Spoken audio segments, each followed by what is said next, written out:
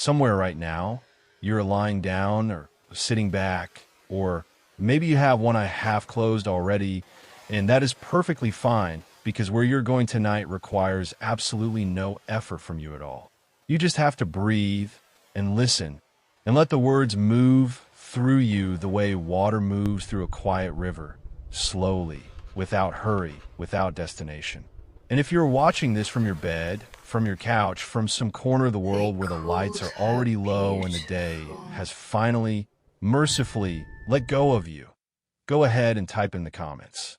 Tell me where you're listening from. Tell me what city, what country, what room. And if there's a topic you have always wanted me to talk about, drop it down there too. I will find it eventually. I read every single one. And yes, before you ask, someone once left a comment that just said socks. Just the word. Socks. And I thought about it for 3 days. So truly, anything goes. But tonight, we are going somewhere specific. Tonight, we are going to Victorian England. And I know what you're thinking. You're thinking that you know Victorian England. You've seen the movies. You have seen the gray skies and the long black coats and the women in corsets who look like they are being slowly compressed into the shape of an hourglass. You have seen the gaunt faces and the fog rolling through cobblestone streets, and the general impression that everyone in that era was either very pale, very thin, or very dead. And you probably assumed, the way most people reasonably assume, that being thin in that world was simply the unfortunate consequence of being poor. That people were thin because they did not have enough to eat. That thinness was a misfortune, a shadow, a mark of hardship. And that if you were wealthy, if you were comfortable, if you had arrived, well, you would look like it. You would be round. You would be full. You would carry the evidence of your prosperity directly on your body, where everyone could see it. That assumption is not wrong. Not entirely. But here is what is strange, what is genuinely odd about the Victoria relationship with the body, with weight, with flesh. Here is the thing that tends to stop people mid-thought when they first hear it properly explained. Being thin in Victorian England was not simply a sign of poverty. For a very specific, very fascinating, and honestly rather heartbreaking slice of the population, thinness was desirable. It was pursued. It was romanticized. It was associated with qualities that people genuinely wanted to be seen as having. And not just any people. Educated people. Wealthy people. People who read poetry and attended dinner parties and considered themselves among the refined and the sensitive of the age. Now sit with that for a moment, because it is worth sitting with. In a world where many people genuinely did not have enough food, where malnutrition was a real and present danger for enormous portions of the population, where children died of diseases directly linked to undereating and overwork. In that world, some people chose to look thin, wanted to look thin, were complimented for looking thin, were considered more spiritual, more intellectual, more romantically appealing for looking thin. The very condition that was killing poor people in the streets was being aesthetically admired in parlors a few miles away. That is the contradiction we are living inside tonight. And it is a rich one, because this is not a simple story about vanity. It is not a story about foolish people making foolish choices. It is a story about how humans take something as basic and physical and undeniable as the human body and then proceed to load it with meaning. Enormous, complicated, layered meaning. Meaning about class and morality and spirituality and intelligence and gender and death and beauty and fear. The Victorians did not just look at a thin body and see a thin body. They looked at a thin body and saw a story. Several stories, actually, depending on who was looking and who was being looked at and what year it was and what they had been reading lately. And the reason this matters, the reason it is worth spending a long, slow, careful evening inside this particular piece of history, is that the Victorian relationship with thinness did not end in the Victorian era. It did not stay in the 1800s where it started. It moved forward. It changed shape. It filtered through the 20th century and arrived, somewhat transformed but still recognizable, in the world we are living in right now. The anxiety about bodies, the moral weight we place on what people eat and how much they weigh, and what their shape communicates about their character. That is not a modern invention. It has roots, deep, strange, historically traceable roots. And some of those roots grow straight down into a fog-covered street in Victorian England, where a young woman was being quietly told that her fragility was her finest quality. So let us go there.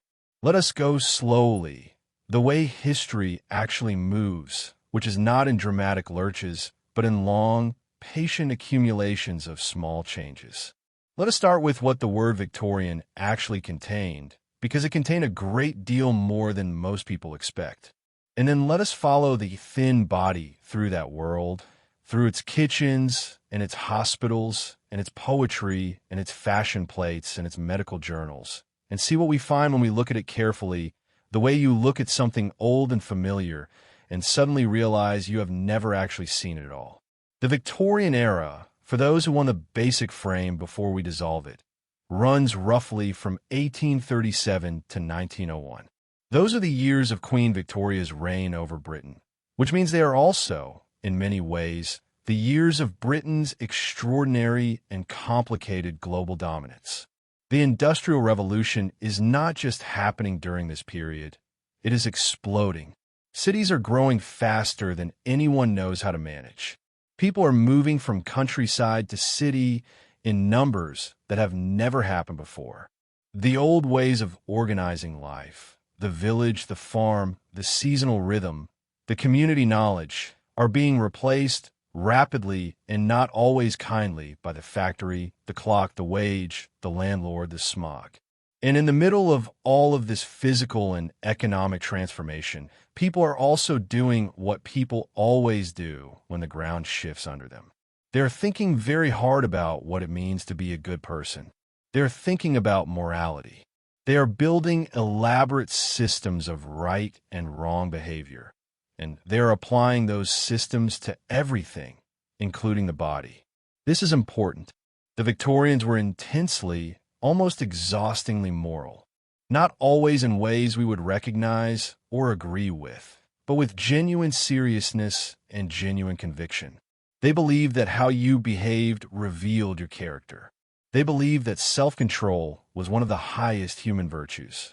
And they believed in ways that ran so deep they were rarely even stated explicitly that the body was a kind of text, that you could read a person's moral worth from their physical appearance, that the outside reflected the inside, that what you looked like told the truth about who you were.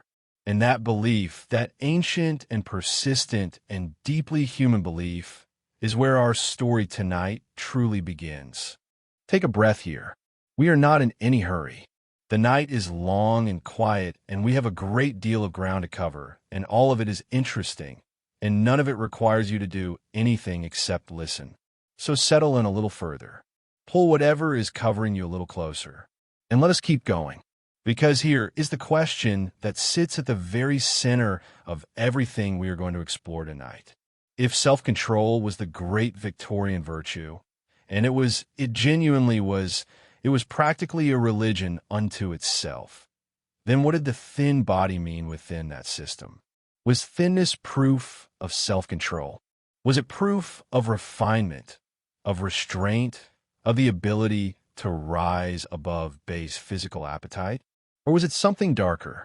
Was it proof of illness, of weakness, of the body consuming itself from the inside? And the answer, which is deeply Victorian in its refusal to be simple, is that it meant both things simultaneously. It meant both things depending on who the thin body belonged to and who was looking at it and what story they needed it to tell. That duality, that ability to hold two completely opposite meanings inside the same image, is one of the things that makes the Victorians so endlessly strange and endlessly fascinating. They were not hypocrites exactly, or not only hypocrites. They were people navigating a world that was changing faster than human beings are really designed to handle, and they were doing it with the tools they had, which included a great deal of poetry, a great deal of religion, a great deal of newly emerging science that they did not entirely know what to do with, and a very, very strong cup of tea. So that is where we are, sitting inside a contradiction that is several layers deep.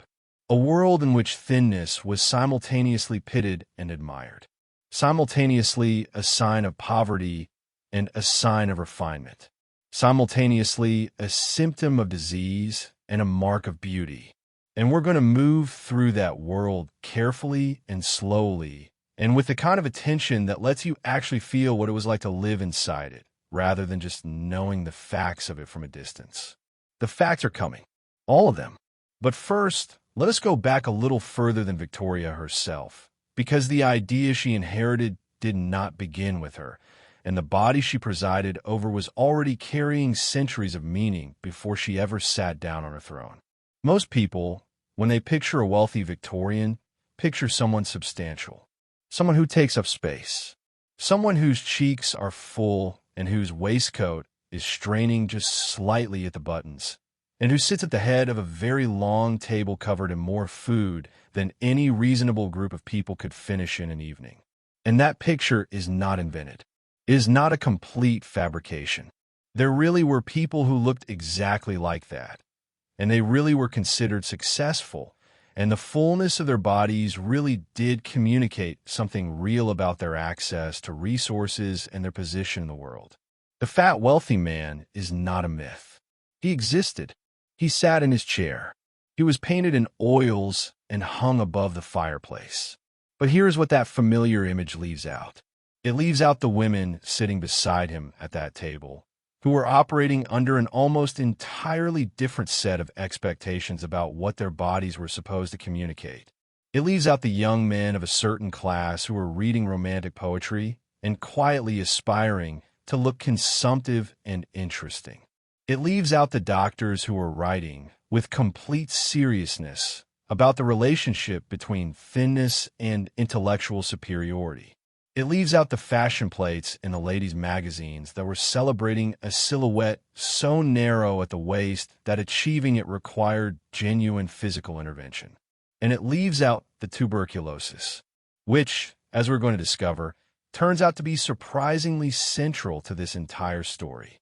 The familiar version of Victorian beauty, the version most people carry around in their heads, is essentially a costume drama version.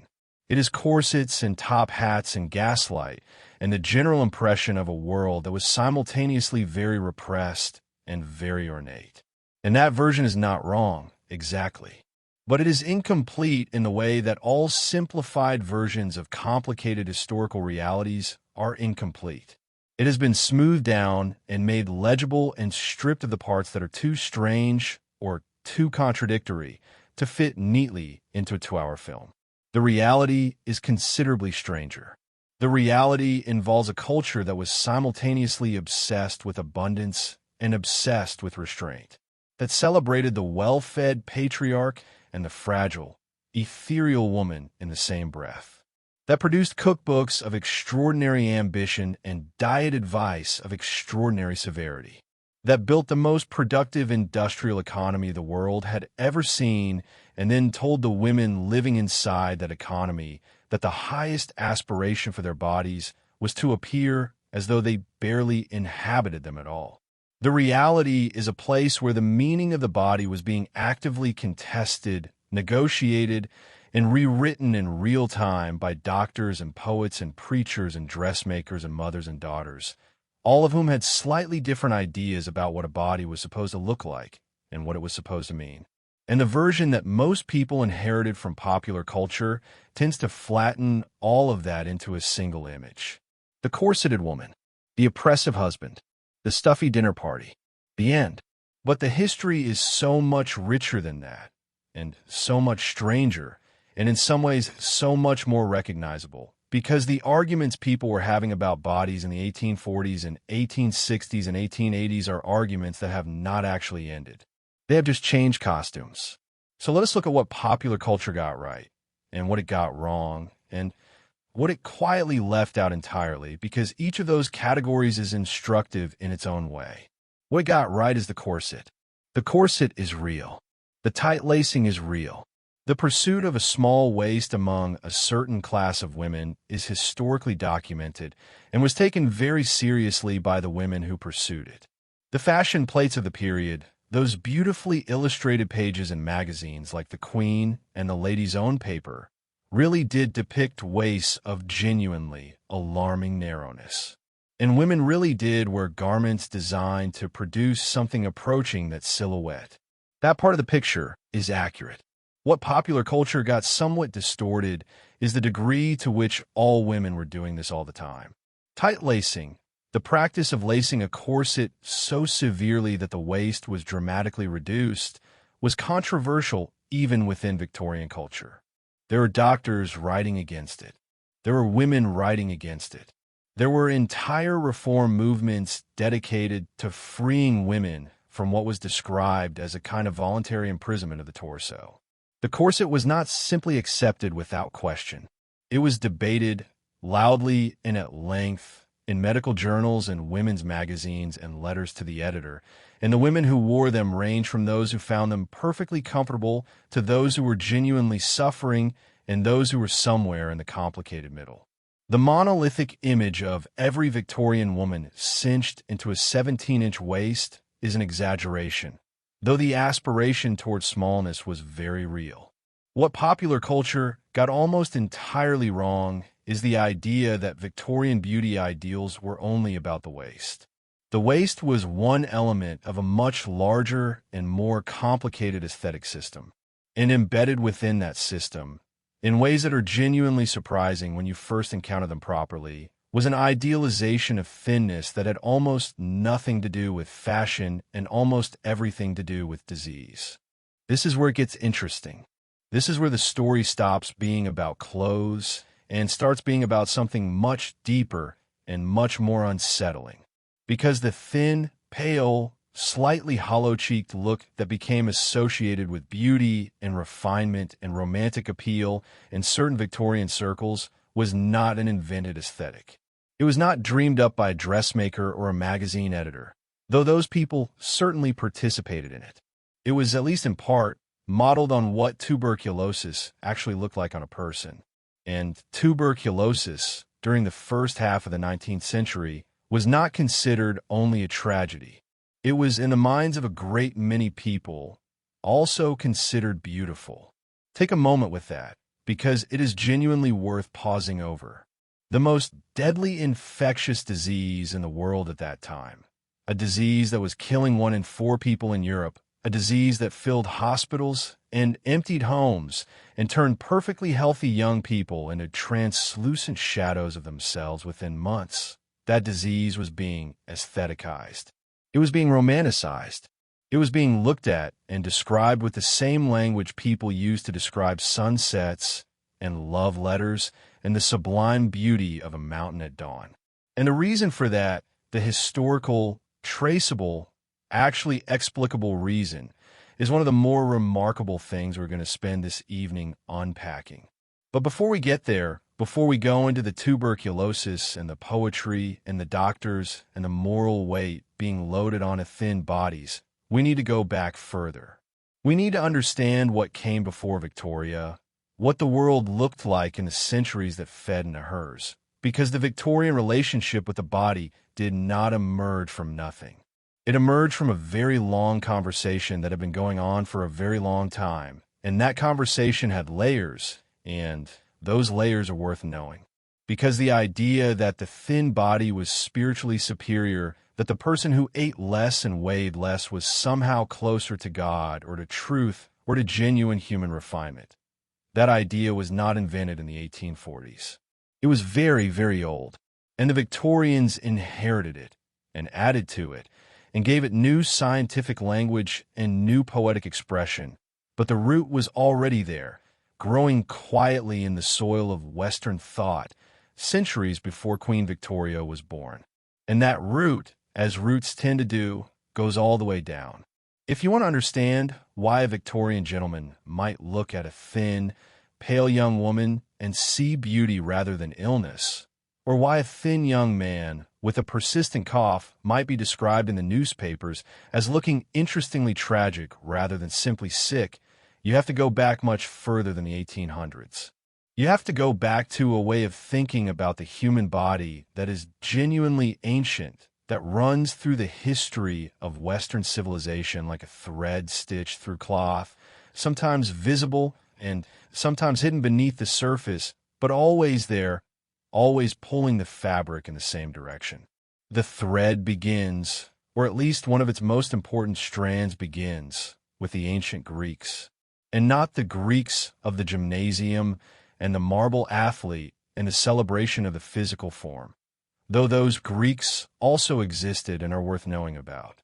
No, the particular Greek strand that matters for our story tonight is the one that was deeply suspicious of the body.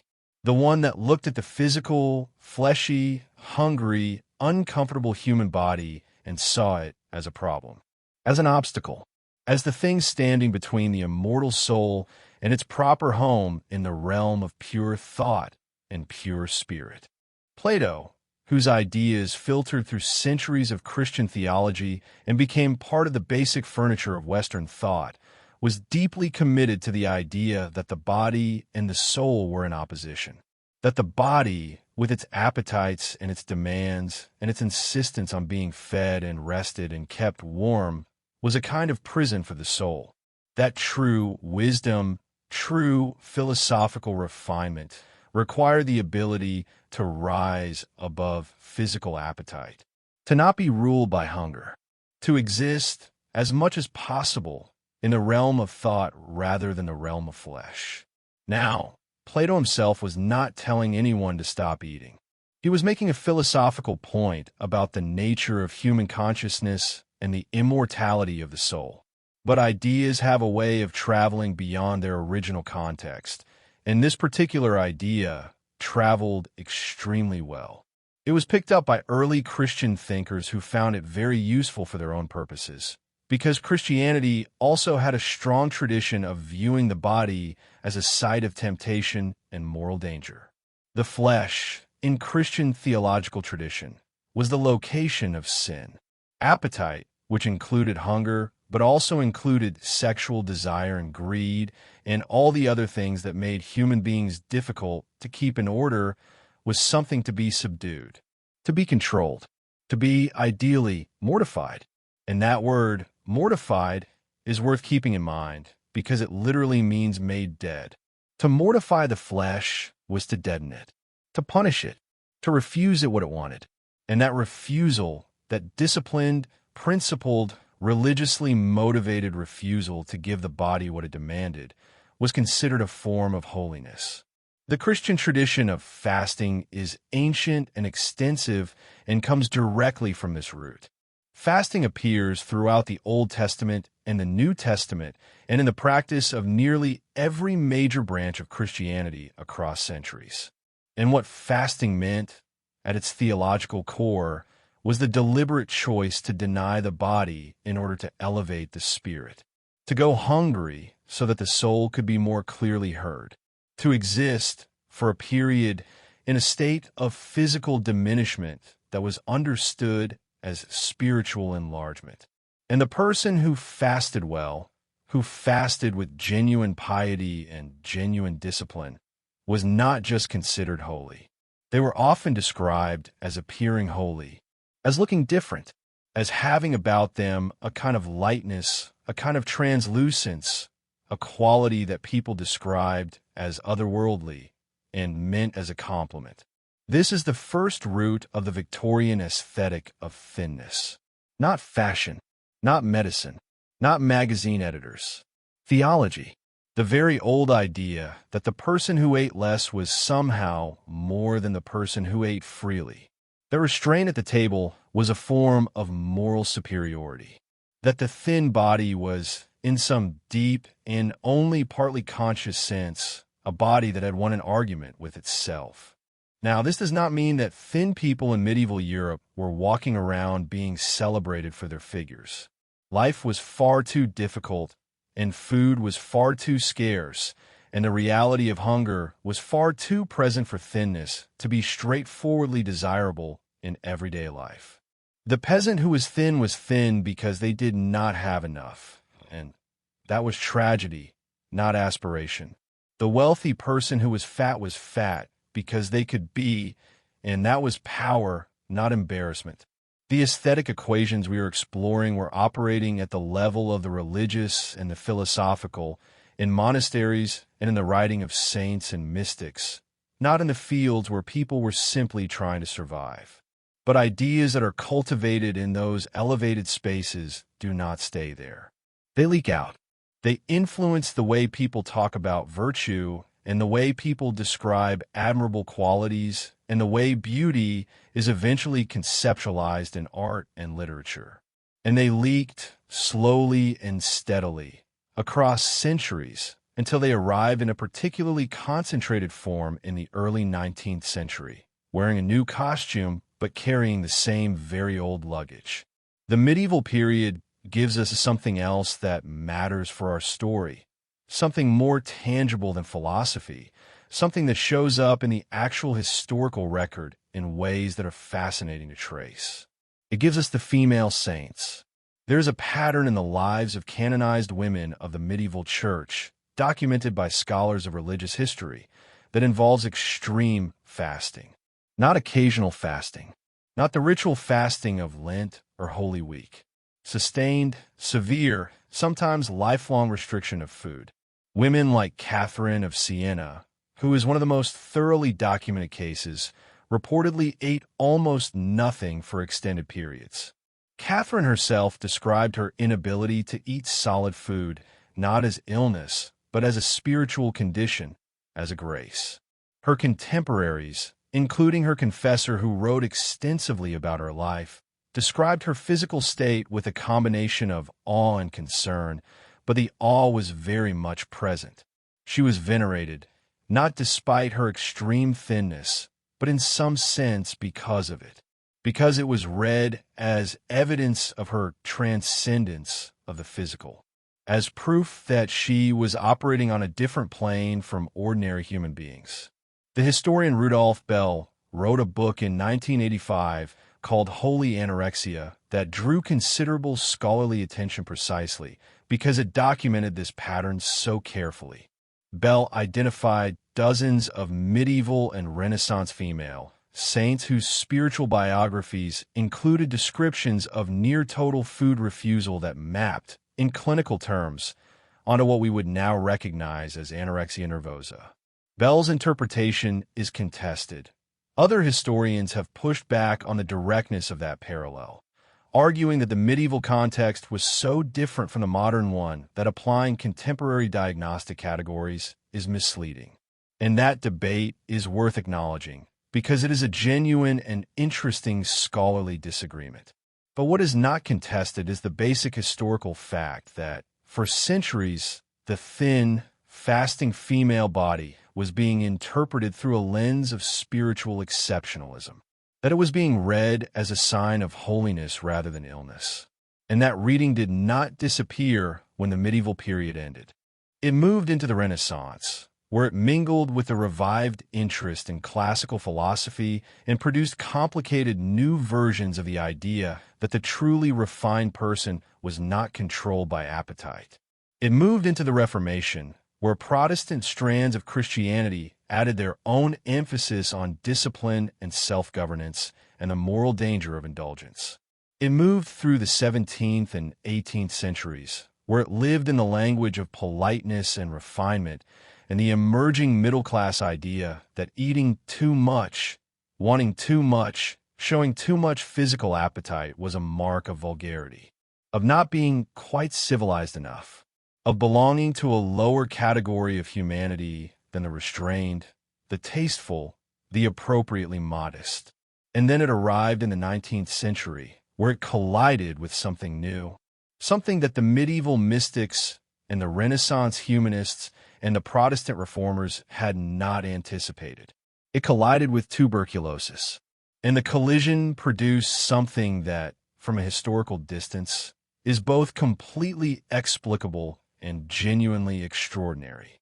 It produced a culture in which a fatal disease was understood as a form of beauty, in which dying slowly of an infection was interpreted as the body finally achieving the translucence and fragility that philosophy and religion and aesthetic theory have been praising for centuries, in which the symptoms of tuberculosis, the thinness, the pallor, the bright eyes, the flushed cheeks, the general air of existing only partially in the physical world, were read not as the signs of imminent death, but as the signs of a particularly refined and sensitive soul.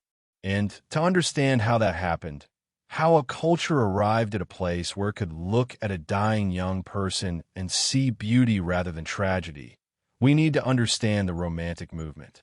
Because the Romantics, those early 19th century poets and painters and philosophers who were reacting against the rationalism of the Enlightenment and the mechanization of the Industrial Revolution, were the people who most fully developed and most enthusiastically expressed the aesthetic of consumptive beauty. And they did it with extraordinary literary talent, which meant that their version of the idea was the one that stuck. Their version was the one that filtered down into Victorian drawing rooms and Victorian fashion plates and Victorian medical thinking and Victorian family conversations about what it meant for a young woman to be beautiful. The word consumptive, by the way, is worth pausing on for a moment because it is a beautiful and terrible word, and it tells you a great deal about how the disease was understood by the people living with it. Consumption was the common name for what we now call tuberculosis, and the name came from the way the disease appeared to work. It consumed the person from the inside. It ate them slowly. The body grew thinner and paler, not because the person was choosing not to eat, though loss of appetite was a genuine symptom, but because the disease was using the body's own resources to sustain itself. The person was being consumed in the most literal sense by something invisible living inside them. And yet, in the early decades of the 19th century, before the bacterium that caused tuberculosis was identified, before the disease had a scientific explanation that removed it from the realm of mystery, that process of being consumed was being described in the language of transformation, of refinement, of the physical self being slowly sublimated into something purer and less earthly. John Keats died of tuberculosis in 1821 at 25 years old and is buried in Rome, which is a fact that has a kind of terrible beauty to it that the Romantics would have fully appreciated. Lord Byron, who did not have tuberculosis but who lived and wrote as though he found the whole business rather glamorous, once said that he should like to die of consumption. He said it because he thought it would be a romantic way to go. He said it because the aesthetic of consumption had already, by his time, been thoroughly absorbed into the romantic imagination and repackaged as something almost desirable. Desirable, that is, from a comfortable distance. The people actually dying of it may have had somewhat different opinions. This is the origin point. Not a single moment, not a single invention, but a long accumulation of philosophical, theological, artistic, and epidemiological pressures that converged in the early 19th century and produced an aesthetic that the Victorians inherited fully formed. By the time Victoria sat down on her throne in 1837, the idea that thinness was associated with refinement, sensitivity, spiritual superiority, and romantic beauty was already thoroughly embedded in the cultural conversation. The Victorians did not invent it. They elaborated it, institutionalized it, debated it, weaponized it, and eventually began, very slowly, to question it. But they did not start it. The starting point is older and stranger and more philosophically interesting than a story about Victorian fashion would suggest. It is a story about what Western civilization decided the body meant, about the long, slow accumulation of meanings that were loaded onto the physical self by people who were trying, in their various ways, to make sense of what it meant to be human. And some of those meanings, when you trace them carefully, lead to places that are surprising and uncomfortable and deeply revealing about the civilization that produced them. Ideas do not travel through history on their own. They travel inside institutions. They're carried by power, by the church, by the state, by the medical establishment, by the publishing industry, by the people who have the authority to say what is true and what is beautiful and what is virtuous and what is not. And the idea that thinness was associated with refinement and moral superiority went through several very significant institutional transformations between its origins in ancient philosophy and its full expression in Victorian England. Each transformation added something. Each one changed the shape of the idea slightly, emphasized different aspects of it, attached it to different sources of authority. By the time it arrived in the Victorian period, it was carrying the weight of philosophy, theology, medicine, and aesthetics all at once. And that combined weight is what made it so powerful and so difficult to dislodge. The first major institutional carrier was, as we have already begun to see, the Christian church. And the church's relationship with the thin body is more complicated than simply saying that fasting was encouraged. The church did encourage fasting. It also, at various points and in various ways, tried to regulate it, because the fasting that saints like Catherine of Siena engaged in was not officially sanctioned behavior. It was extreme. It was, from the perspective of church authorities, potentially dangerous, potentially disobedient, potentially evidence of mental disturbance rather than genuine holiness. The church had to make careful judgments about which cases of extreme fasting were saintly and which were pathological, and those judgments were not always consistent, and they were not always made with purely spiritual criteria in mind. Power was involved. Obedience was involved. The question of whether a particular woman's claim to spiritual authority through fasting was acceptable depended heavily on whether she was otherwise compliant with church teaching and church hierarchy. This matters because it shows that the institutional relationship with the thin body was never simple. Even within the church, which was the most enthusiastic early promoter of the spiritual value of fasting, there was tension.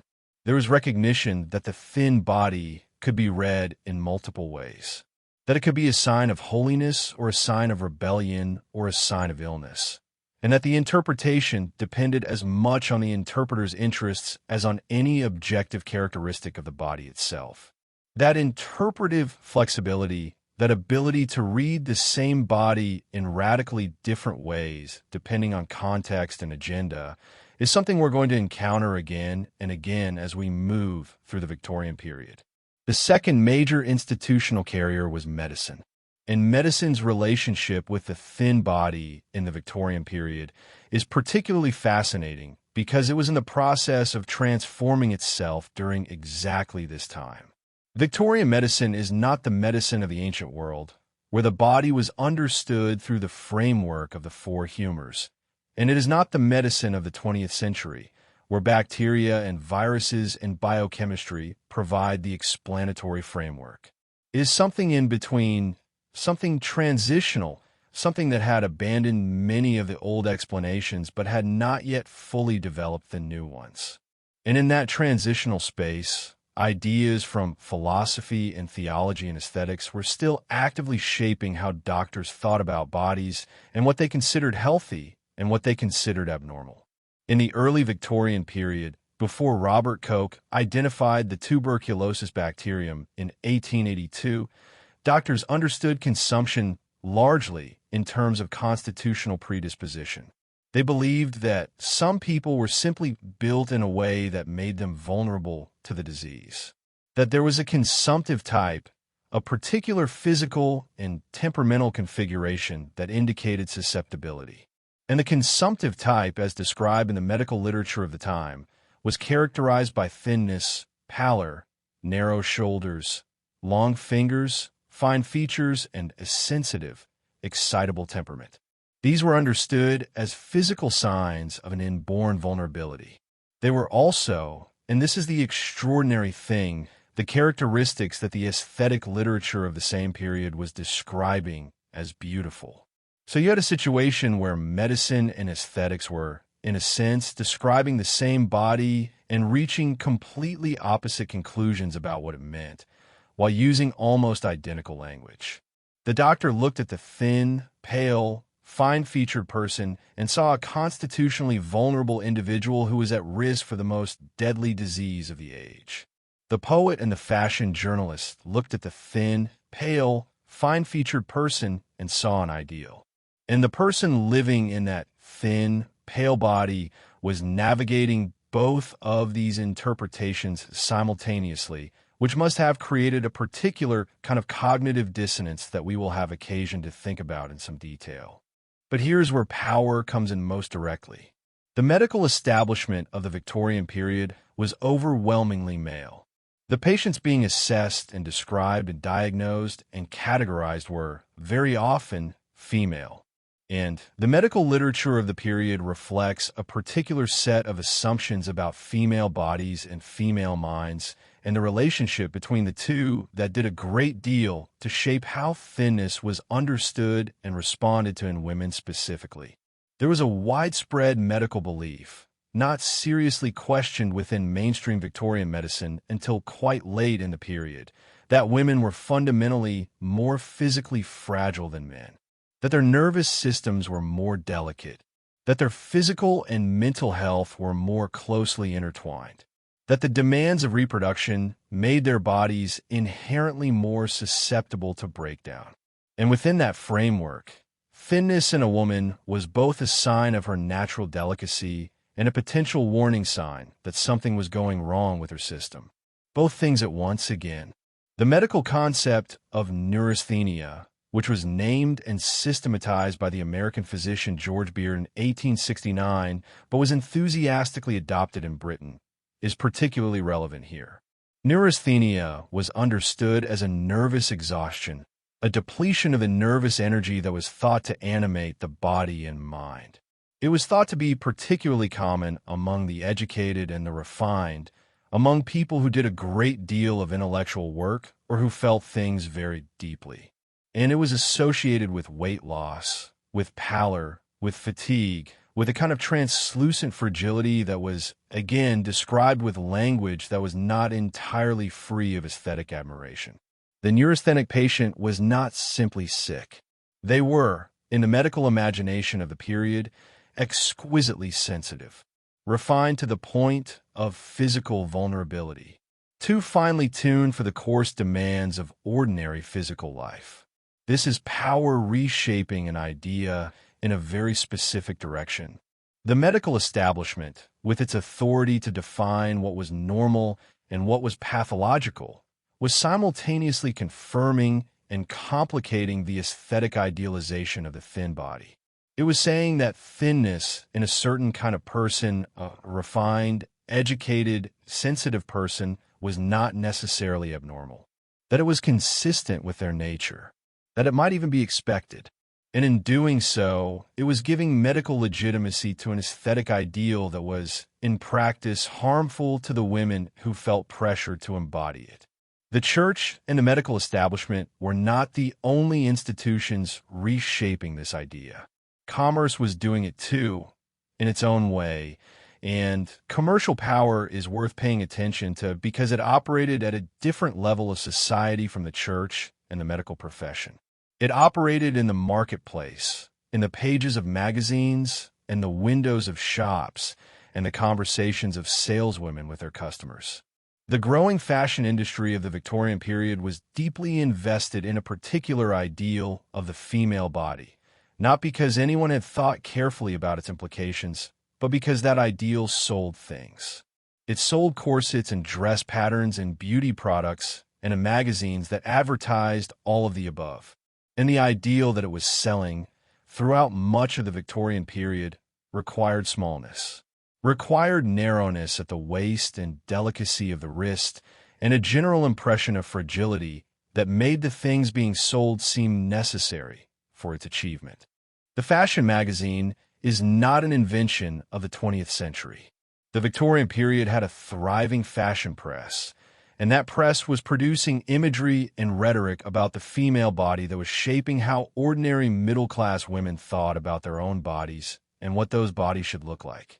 The fashion plates in magazines like The Queen, which began publication in 1861, depicted women of extraordinary slenderness, women whose proportions were partly idealized and partly anatomically improbable, and those images functioned as aspirational standards in the same way that equivalent images function today.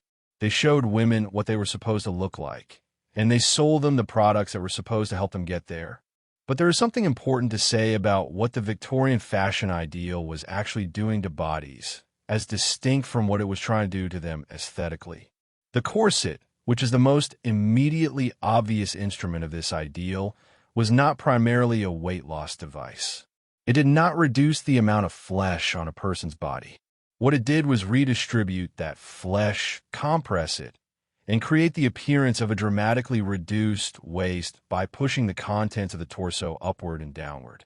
A woman of perfectly normal weight could wear a corset and achieve a silhouette that appeared, from the outside, to suggest a narrowness that her actual body did not possess, which means that the corseted silhouette was, in a sense, a performance of thinness rather than actual thinness.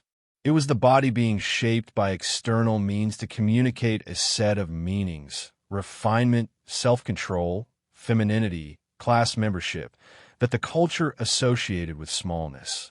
This distinction matters because it reveals something about the nature of the Victorian ideal. It was at least partially a constructed ideal, a theatrical one, and the construction of it required physical intervention, required the willing submission of the body to reshaping, required a daily practice of putting on an apparatus that held the body in a particular form for hours at a time. And that practice, that daily ritual of physical self-construction, was itself understood as a form of discipline, a form of the self-control that the culture so highly valued. The woman who laced herself into her corset each morning and maintained her silhouette throughout the day was performing not just femininity, but also the broader Victorian virtue of controlling the body's natural tendencies, of refusing to let the body be simply what it was, of insisting on shape, on form, on the appearance of mastery over the physical self. And that connection between physical self-control and moral virtue is one of the most important threads running through the Victorian relationship with the body.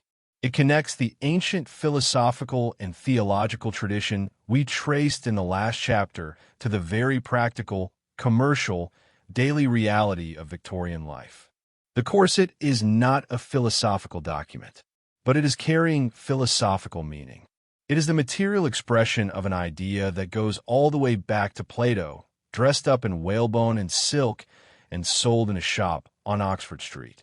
Power also reshaped this story through the institution of class, because the meanings attached to the thin body were profoundly different depending on what class the thin body belonged to. For the working class, thinness was almost never an aesthetic category. It was a material condition, a consequence of insufficient wages and insufficient food and the physical demands of industrial labor, and it was understood as such by the people experiencing it and by the people observing them. The thin bodies of working-class Victorians were not being aestheticized in the fashion press or romanticized in the poetry of the drawing room. They were being documented with increasing alarm by social reformers and public health investigators who were beginning to understand that the thin, stunted, malnourished bodies of factory children and urban laborers represented a kind of collective catastrophe, a waste of human potential, a symptom of a social system that was consuming its own workforce. The investigations of reformers like Henry Mayhew, whose extraordinary document of London street life in the 1840s and 1850s recorded the physical condition of the urban poor in meticulous detail, reveal bodies that are thin for entirely different reasons than anything being celebrated in the parlor. These are bodies that are thin because of hunger, because of disease, because of exhausting labor performed from childhood, because of housing conditions that would be considered uninhabitable by any reasonable modern standard. And the thinness of these bodies was not beautiful in the Victorian eye. It was not associated with refinement or sensitivity or romantic appeal. It was associated with poverty, with degradation, with the moral and social failure of the industrial system. So the same physical characteristic, thinness, was carrying completely opposite meanings depending on whose body it appeared on. On the thin body of a middle-class or aristocratic woman, it signaled refinement. On the thin body of a working-class child, it signaled neglect. The body was being read through a lens of class that transformed the meaning of its physical characteristics entirely. And that interpretive framework, that habit of reading the same body differently depending on its social location, is one of the things that makes the Victorian relationship with thinness so difficult to summarize in a simple sentence. Because the sentence you want to reach for, Victorian culture idealized thinness, is true for some Victorians in some contexts. And the equally true sentence, Victorian culture was horrified by thinness, is true for other Victorians in other contexts. Both are accurate. Both are partial.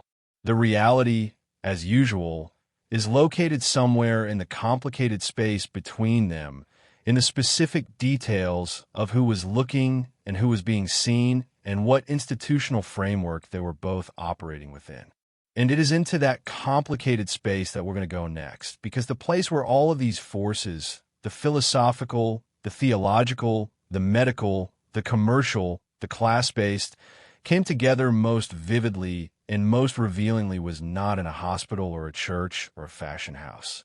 It was in the ordinary daily life of ordinary Victorian people, in the kitchens and the dining rooms and the bedrooms and the streets where actual human beings were doing the work of being alive inside this particular moment in history.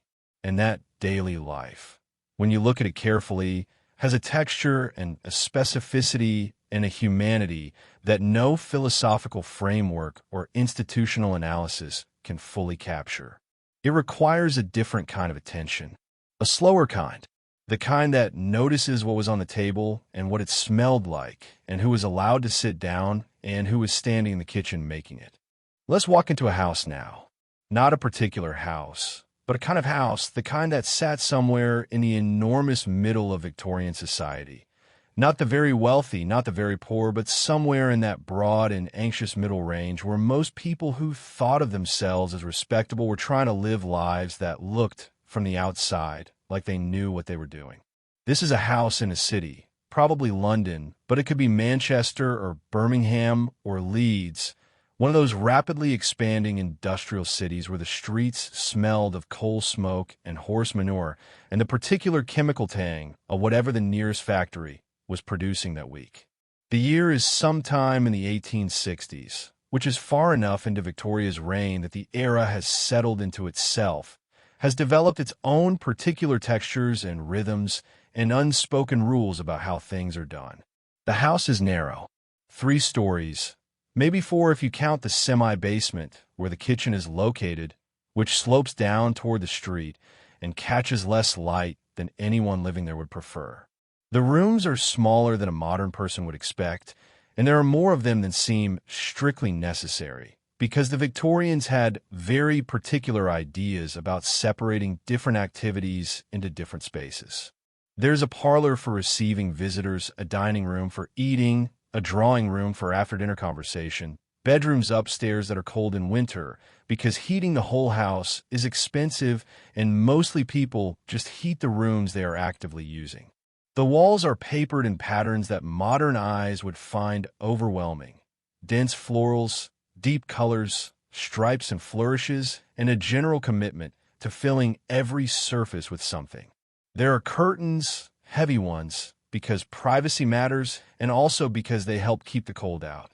There are antimacassars on the furniture, those small cloths draped over the backs of chairs to protect the upholstery from the hair oil that men wore. There are ornaments on every available surface because displaying objects, ceramic figures, framed photographs, small vases, commemorative plates, was a way of demonstrating that you had the resources and the taste to acquire them. And there is a woman moving through these rooms, and we're going to follow her for a while, because her body and what she does with it, and what is done to it over the course of an ordinary day, will tell us more about the actual lived reality of Victorian thinness than any fashion plate or medical treatise can manage on its own. Her name does not matter for our purposes, so we will call her Mary, which was the most common name for a woman of her generation and has the advantage of being utterly unremarkable. Mary is 26 years old. She has been married for 3 years. She has one living child, a daughter of 18 months, and she has had one miscarriage between that birth and now, which is not uncommon and is not something she talks about outside the house. Her husband works in an office, something clerical, something that requires him to leave the house every morning in a clean collar and return in the evening smelling of ink and other people's cigars.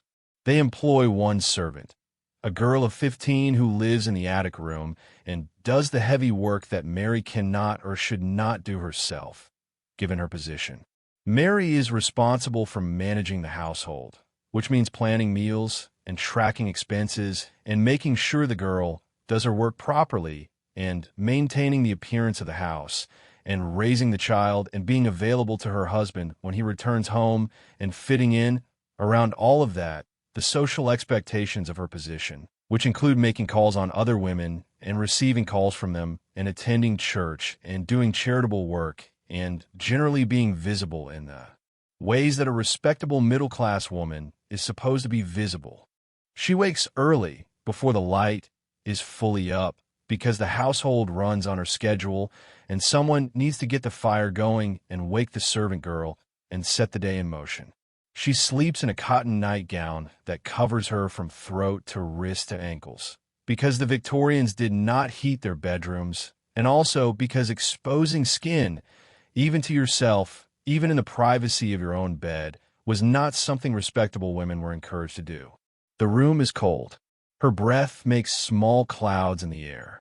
She gets out of bed and pours water from the pitcher into the basin on the washstand and washes her face and hand with a cloth in cold water, because hot water requires someone to carry it up the stairs, and it is too early for that. She does not wash her whole body. Full immersion baths are something that happens once a week at most, on a schedule, usually Saturday night, and involve a great deal of labor from the servant who has to heat the water and carry it upstairs in buckets and pour it into the tin tub that is stored under the bed or in a cupboard the rest of the time. Daily washing is limited to face and hands and the parts of the body that can be reached without removing all of your clothing at once, because the cold is genuinely prohibitive, and also because there's a persistent Victorian anxiety about the moral danger of looking at your own naked body for too long. She dresses, which is not a simple process. First, the chemise, which is the layer that sits directly against the skin, a loose cotton garment that absorbs sweat and protects the more expensive outer layers from the body's oils and odors. Then the drawers, which are two separate legs tied at the waist, because one-piece undergarments for women are not standard yet. Then the corset, which she cannot lace herself. She needs help with the back lacing, so she either wakes her husband, who is still in bed, or she calls for the servant girl, depending on what kind of mood she is in and what kind of relationship she has with the girl. The corset goes on over the chemise and is tightened until her waist is reduced to something smaller than its natural size. How much smaller depends on fashion and personal tolerance and the specific occasion she is dressing for. But there is always pressure, both literal physical pressure on her ribs and organs, and the social pressure to achieve the silhouette that signals respectability and self-control and membership in the class of women who do not do physical labor. Then the corset cover, which is a decorative layer that goes over the corset and makes the outline of it less visible through the outer clothing. Then the petticoats, multiple layers of them, because the skirts of this period are wide and require structural support underneath to hold their shape. Then the dress itself, which buttons or hooks up the back, which means, again, she cannot do it alone.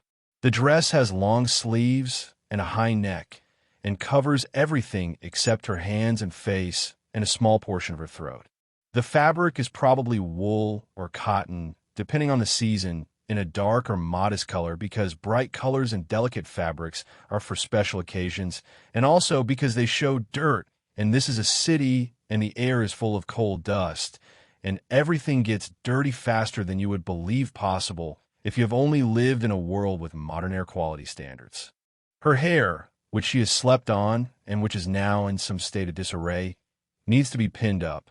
Victorian women did not wear their hair down during the day unless they were children or in a state of deliberate deshabille that would not be appropriate for anything except the privacy of the bedroom. Hair goes up, tightly, pinned into a knot or a bun at the back of the head. Every strand accounted for, because loose hair, like exposed skin, carried connotations of looseness in other areas. She looks at herself in the small mirror on the dressing table. The room is still dim. She can see the outline of her face, pale in the early light, and the shape of her body in the dress, narrow at the waist where the corset is doing its work. She thinks, acceptable, not beautiful. She does not spend much time thinking about whether she is beautiful, but appropriate, put together, respectable. Downstairs, the serving girl has gotten the kitchen fire going and the kettle is heating. Breakfast is simple. Bröd, butter, te. Sometimes eggs if they have them, sometimes porridge. Mary eats lightly, which is partly habit and partly deliberate. There is a persistent idea, circulating in the women's magazines she occasionally reads and in the conversation she has with other women, that eating too heartily is not quite feminine, that a woman of refinement has a small appetite, that taking large portions or going back for seconds or showing too much enthusiasm for food is a sign of vulgarity, of insufficient self-control, of being too much governed by physical appetite. So she takes a small portion. She eats slowly. She leaves food on her plate, even if she is still hungry, because finishing everything suggests that you did not have quite enough, and suggesting insufficiency is embarrassing. Her husband eats more. Men are allowed to eat more, expected to eat more, because they're doing work that requires physical energy, and because male appetite is not moralized in the same way that female appetite is. He has toast and eggs and possibly some cold meat left from yesterday's dinner. And he eats it quickly because he has to leave soon to catch the omnibus that will take him to his office. He leaves. The house is quieter. Mary finishes her tea and begins the work of the day. That work is not physically strenuous in the way that the work of a laboring woman would be physically strenuous, but it is constant and it is detail-oriented and it requires a kind of attention that is genuinely tiring. She reviews the household accounts, checking what was spent yesterday and what needs to be purchased today. She gives instructions to the servant about the cleaning that needs to be done and the errands that need to be run. She spends time with her daughter, who is at an age where she requires near constant supervision and has not yet developed any sense of physical danger. So keeping her alive is a job in itself. She does mending because clothes are expensive and you do not throw something away just because it has a tear or a loose button. She writes letters because maintaining social connections requires correspondence and there is no telephone, and if you want to communicate with someone who is not physically present, you write to them.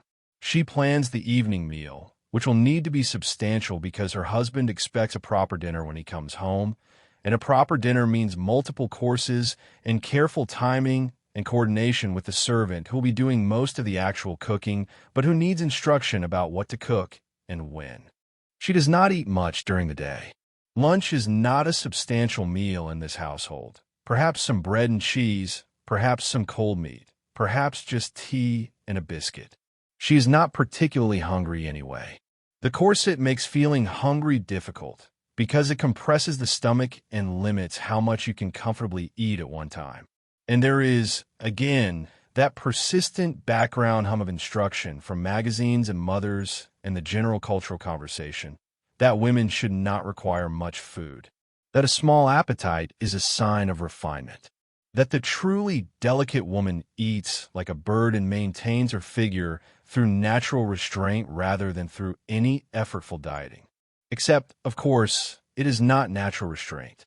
It is a corset and social pressure and the fact that food costs money and women are generally not the ones controlling the household finances beyond what their husbands allocate to them. It is the fact that taking less food for herself means there is more for her husband and child. It is the fact that she was taught, from girlhood, that taking up less space and requiring less food and being generally less of a burden was part of what it meant to be a good woman. But it is presented as natural, as effortless, as simply the way that refined women are. In the afternoon, she might go out. Visiting other women is a central part of middle-class social life, and it happens on a schedule, on certain days at certain times, and it involves a whole set of rules about how long you stay and what you talk about and what you wear and whether you're received in the parlor or the drawing room and what it means if someone is not at home when you call. She puts on her outdoor clothes, which means a coat and a bonnet and gloves, because no respectable woman goes outside without gloves. She walks, because hiring a cab for a short distance is an unnecessary expense unless the weather is truly terrible. The streets are crowded and noisy. There are horses and carts and street sellers calling out their wares, and children running between the adults and the smell, which is constant and unavoidable, of manure and smoke and unwashed bodies and rotting vegetables and the particular sharpness of industrial waste.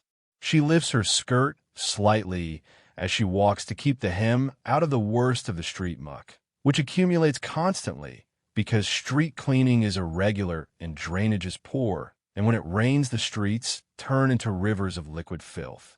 She arrives at the house of the woman she is calling on. She is received in the parlor. Tea is served. They talk about children and about mutual acquaintances and about the sermon from last Sunday and about a charity bazaar that is being planned.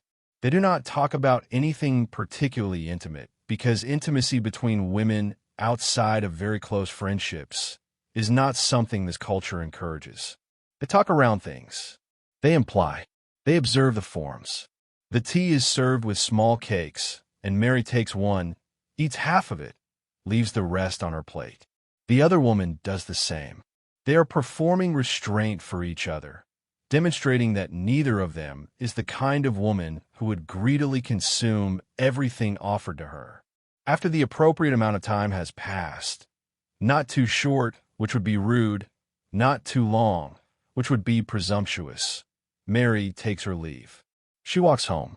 The light is starting to fade. The lamplighters are beginning their rounds. At home, she changes out of her visiting clothes and into something simpler for the evening. She supervises the servant's preparation of dinner. The child is fed separately, earlier because children do not eat with adults in this household. They eat in the nursery or the kitchen under the supervision of whoever is responsible for them. Mary and her husband will eat together in the dining room, at the table, with the limited silver they own and the china that was a wedding gift. The meal is mutton, potatoes, boiled vegetables. The portions are reasonable but not lavish. They eat in relative silence because conversation over dinner is pleasant but not required, and her husband is tired from his day and she is tired from hers. After dinner, they move to the drawing room. He reads the newspaper. She does needlework. They exist in the same space without particularly interacting, which is a normal and unremarkable evening. Before bed, she undresses, which is as complicated as dressing was. The corset comes off, and there's a physical sensation of release that is genuine relief, because she has been wearing it for 16 hours, and her body has been held in a shape that is not its natural shape for the entire day. She can breathe more deeply. Her stomach, no longer compressed, makes small noises of hunger that she has been ignoring all day. She is hungry. She has been mildly hungry all day, in a background sort of way, but eating between meals is not something respectable women do, and eating at night is particularly discouraged because it is supposed to be bad for digestion and also because nighttime eating, like most forms of physical appetite indulged after dark, carries vague connotations of moral weakness. So she does not eat. She puts on her nightgown. She gets into bed. The sheets are cold. Her husband joins her. They lie next to each other in the dark. and tomorrow she will wake up and do the entire thing again. This is not a dramatic day. Nothing particularly interesting has happened. No one has died or been born or had a revelation or made a life-changing decision. It is just an ordinary day in an ordinary life in an ordinary house in an enormous city in the middle of the 19th century. But if you look at it carefully, if you pay attention to the small accumulated details, you can see how thinness was being produced. Not through any single dramatic choice, not through dieting in a modern sense, but through the constant, daily, barely visible pressure of social expectation and physical constraint and economic reality and gender ideology, all working together to make eating less seem like the natural and appropriate thing for a woman to do. The corset limited how much she could eat at one time. The social pressure to appear refined limited how much she allowed herself to want. The cost of food limited how much was available. The distribution of food within the household, which prioritized the working husband and the growing child, limited how much was left for her. The aesthetic ideal of delicacy and fragility, circulating in every magazine and conversation, made eating heartily seem unfeminine. The medical advice that told women their stomachs were delicate and their digestion weak made eating substantial meals seem unhealthy.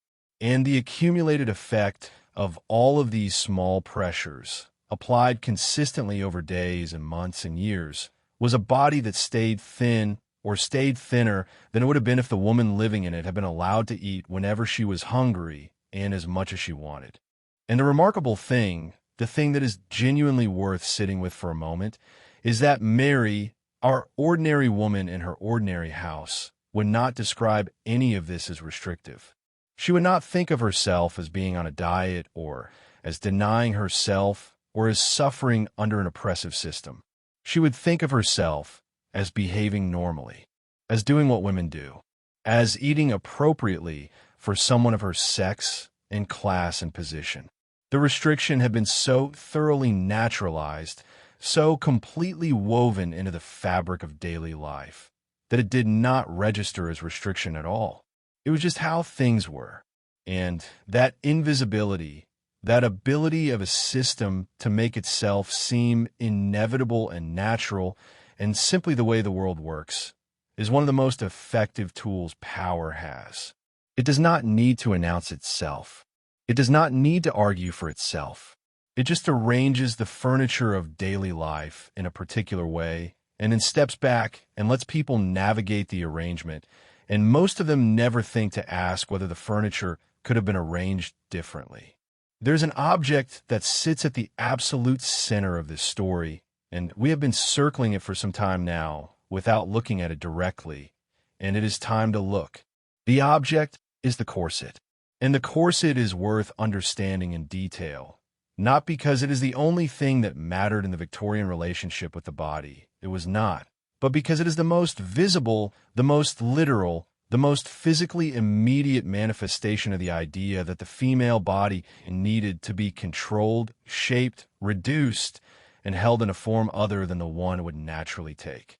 The corset is a technology, is a tool, and like all tools, it tells you something about what the people using it were trying to do. The word corset comes from the Old French word corps, meaning body, and the diminutive et, so it means, roughly, little body. A small version of a body, a contained body, a body that has been made smaller than it would otherwise be. The corset existed in various forms for centuries before the Victorian period. There are examples of stiffened bodices going back to the Renaissance, and earlier forms of body-shaping garments appear in the archaeological record of several cultures.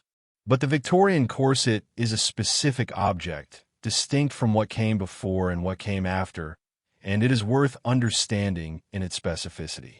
The basic structure is this. The corset is a garment that wraps around the torso, from just under the breast to the hips. It is made of heavy fabric, usually cotton or sometimes silk for wealthier women, and it is stiffened with vertical strips of boning that hold the fabric rigid and prevent it from wrinkling or collapsing when the garment is tightened. The boning was originally whalebone, which is not actually bone, but baleen, the flexible plates that certain species of whales use to filter food from seawater. Baleen is strong and flexible and can be shaped, which made it ideal for this purpose. Later, as whale populations declined and baleen became expensive, manufacturers switched to steel boning, which was cheaper and also more rigid, which had its own effects on how the garment functioned. The corset laces up the back, usually with a long cord that runs through metal grommets set into the fabric. The woman wearing it cannot lace it herself. She needs help, which means she needs either another woman or, in the absence of a servant or sister or mother, her husband. The act of being laced into a corset is therefore not a private act. It is a social one. It requires assistance.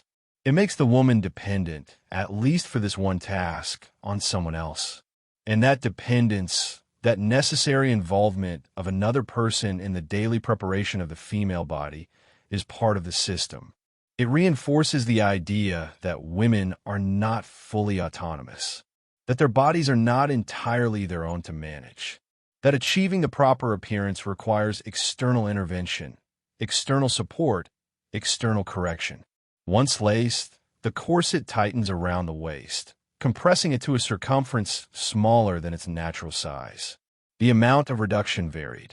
Some women wore their corsets quite loosely, tightening them only enough to smooth the silhouette under the dress.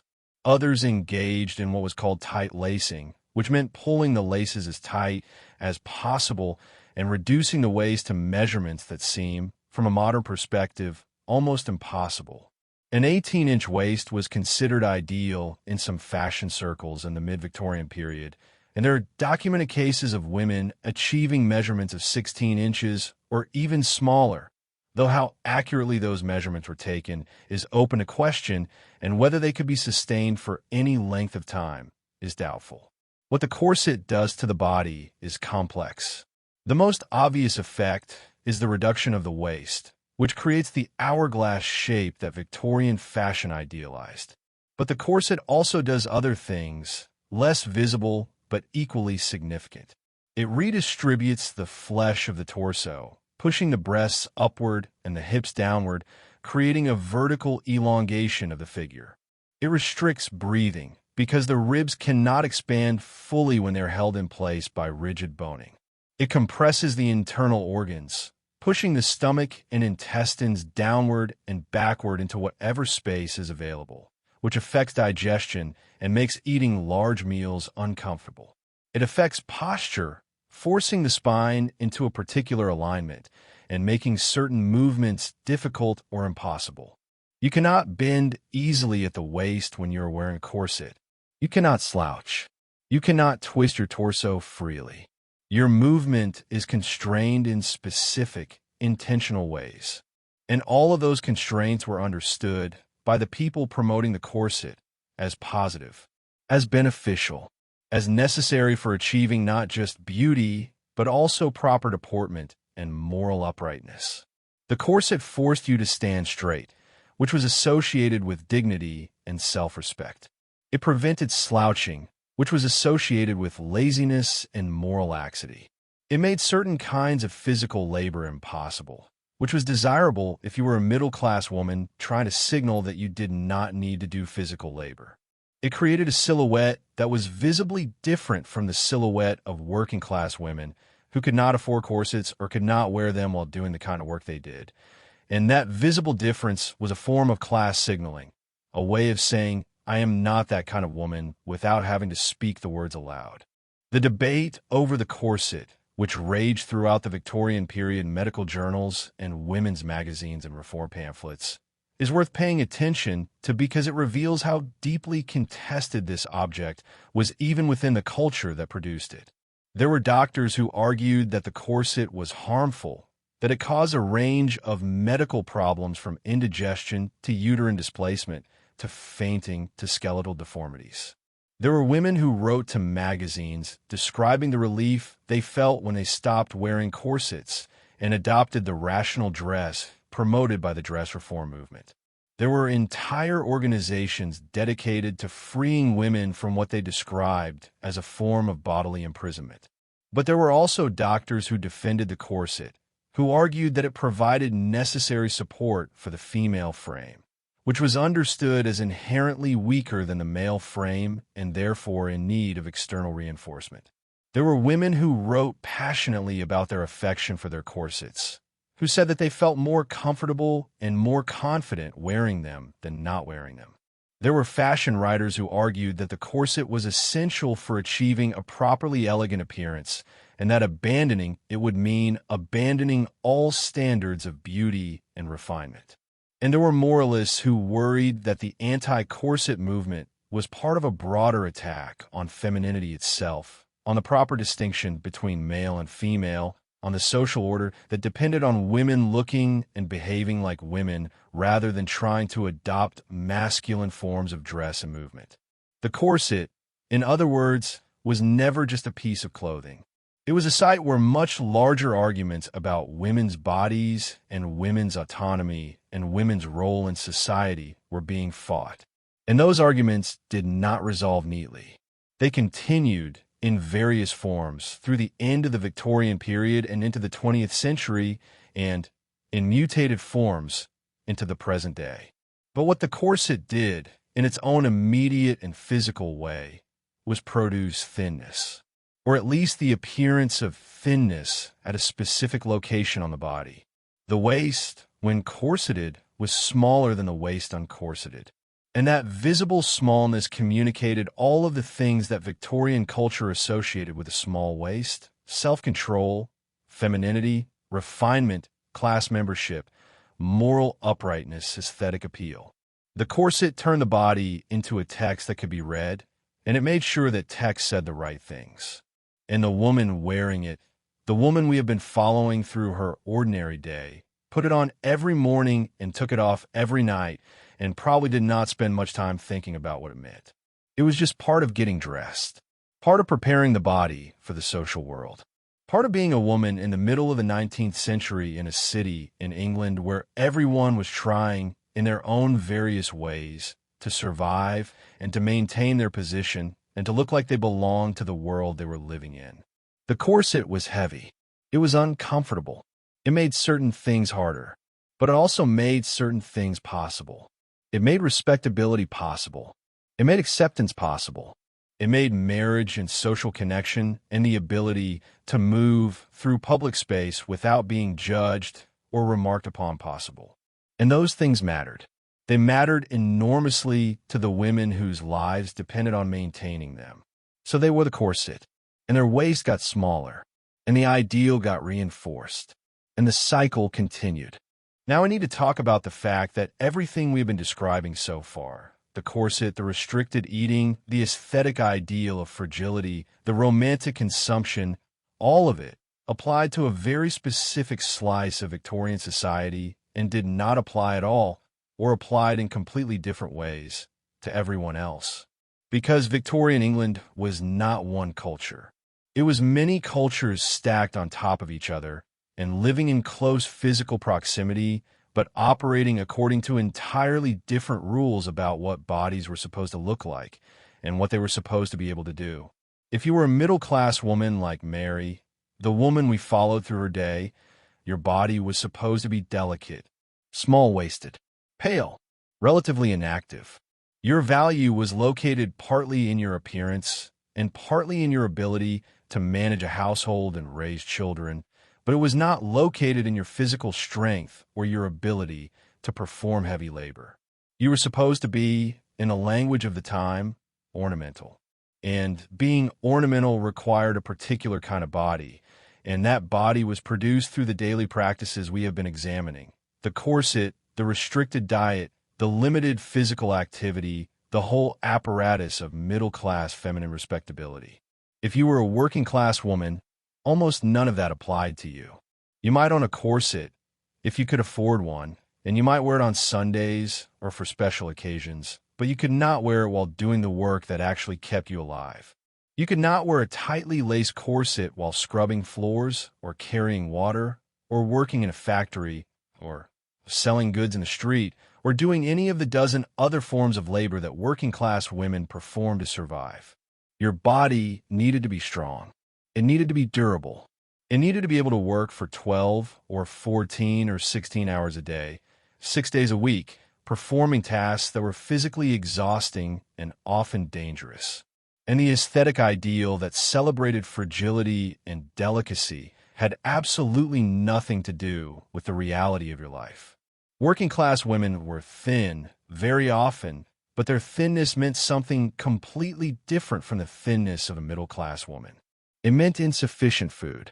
It meant childhood malnutrition. It meant the physical cost of hard labor performed from early age.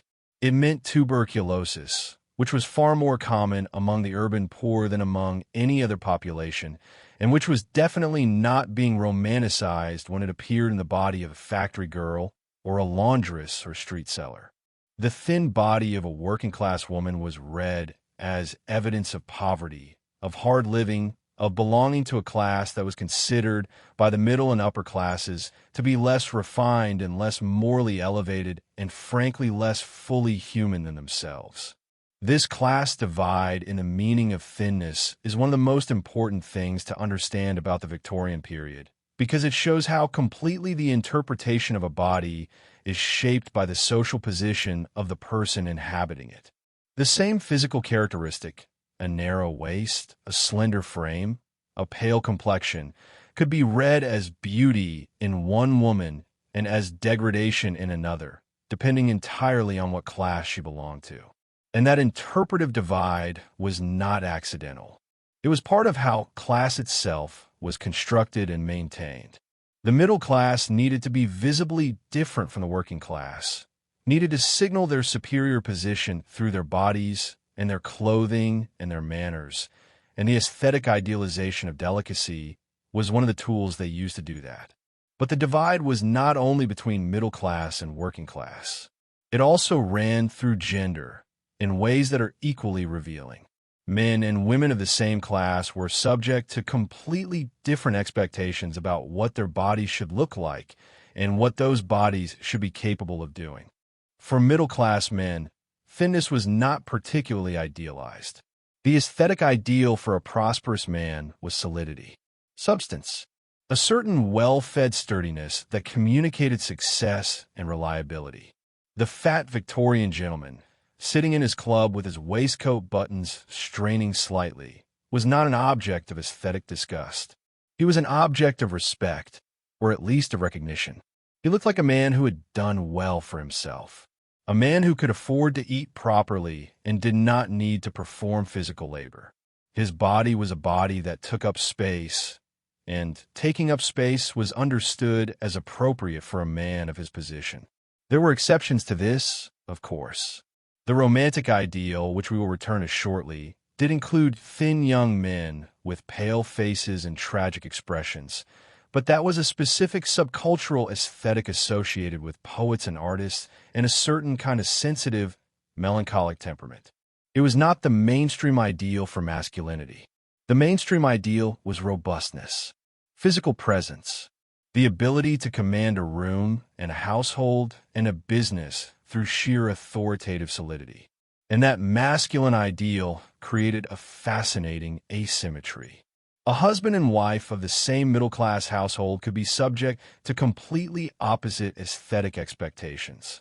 He was supposed to be substantial. She was supposed to be delicate. He was supposed to eat heartily and demonstrate his appetite and fill his plate without embarrassment. She was supposed to eat sparingly and leave food on her plate and appear as though she barely needed sustenance at all. His body was supposed to be active, vigorous, capable of moving through the world with energy and purpose. Her body was supposed to be still, decorative, confined to the domestic sphere, and moving through it with grace and restraint. And both of those ideals were being reinforced simultaneously within the same household through the same daily rituals of eating and dressing and moving through space. The dinner table, which we briefly visited in Mary's day, was a site where this asymmetry was performed every single evening. The husband took large portions. The wife took small ones. The husband finished his plate. The wife left food on hers. The husband drank wine or beer. The wife drank water or weak tea. And both of them understood these behaviors as natural, as appropriate to their respective sexes, as simply the way things were done. The gender divide extended to the medical understanding of thinness as well. When a man lost weight unexpectedly, it was understood as a sign of illness and was treated with concern and attempts to build him back up. When a woman lost weight, the medical response was more ambiguous. It might be understood as illness, particularly if the weight loss was severe or rapid.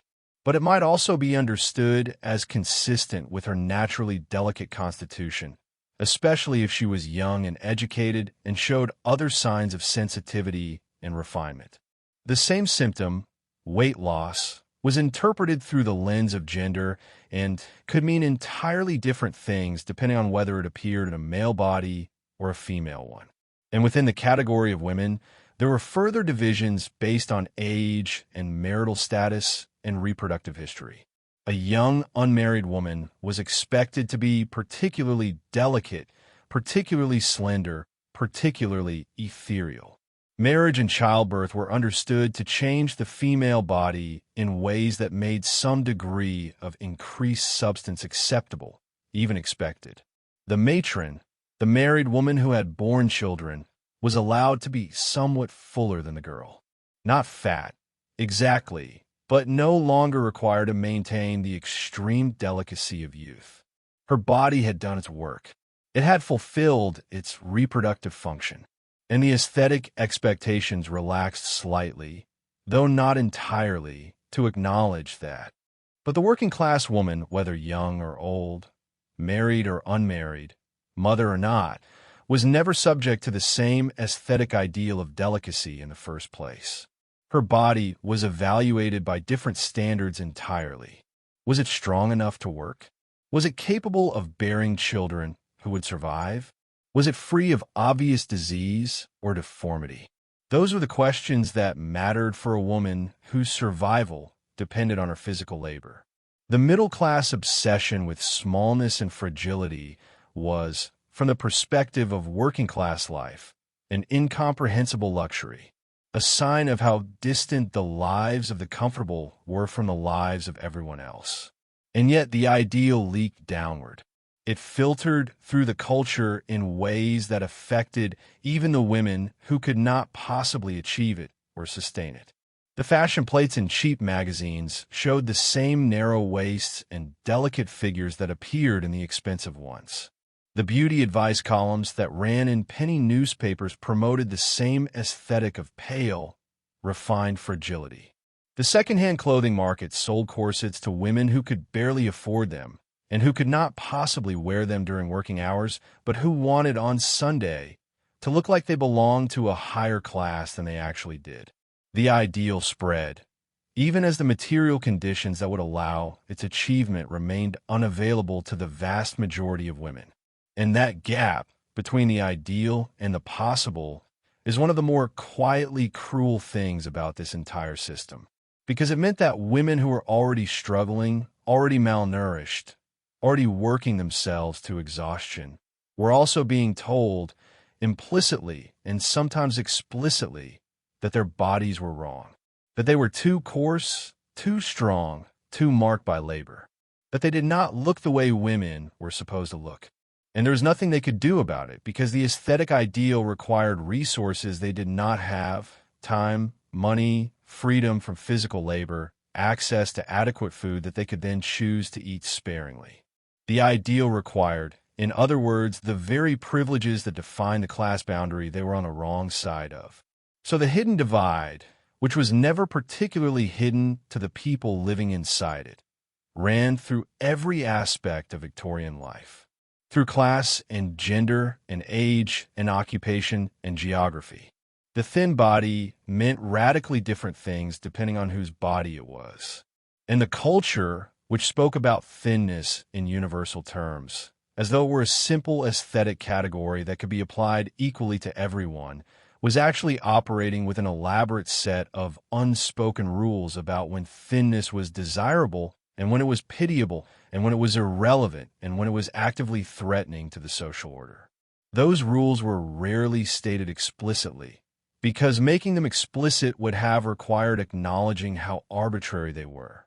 But they operated constantly, shaping how bodies were seen and interpreted and judged and valued. And the people living in those bodies, whether they were middle-class women lacing themselves into corsets, or working-class women carrying water up flights of stairs, or men of any class eating their dinners and reading their newspapers, were navigating those rules every day, learning them and performing them, and sometimes resisting them, and mostly just trying to survive inside them without thinking too carefully about whether things could have been arranged differently. Now we arrive at the place where the story needs to shift direction slightly, because there is something we have been building toward, something that needs to be said clearly and carefully, and it is this. The single biggest misconception about Victorian attitudes toward thinness is that they were simple, that the Victorians either idealized thin bodies or they did not, that there was a single aesthetic standard that everyone agreed on, that the culture spoke with one voice about what bodies should look like. And none of that is true. What is true is so much stranger and more complicated and more internally contradictory that it resists easy summary. Here is the truth that breaks the familiar story open. The Victorians were simultaneously attracted to and repelled by thinness.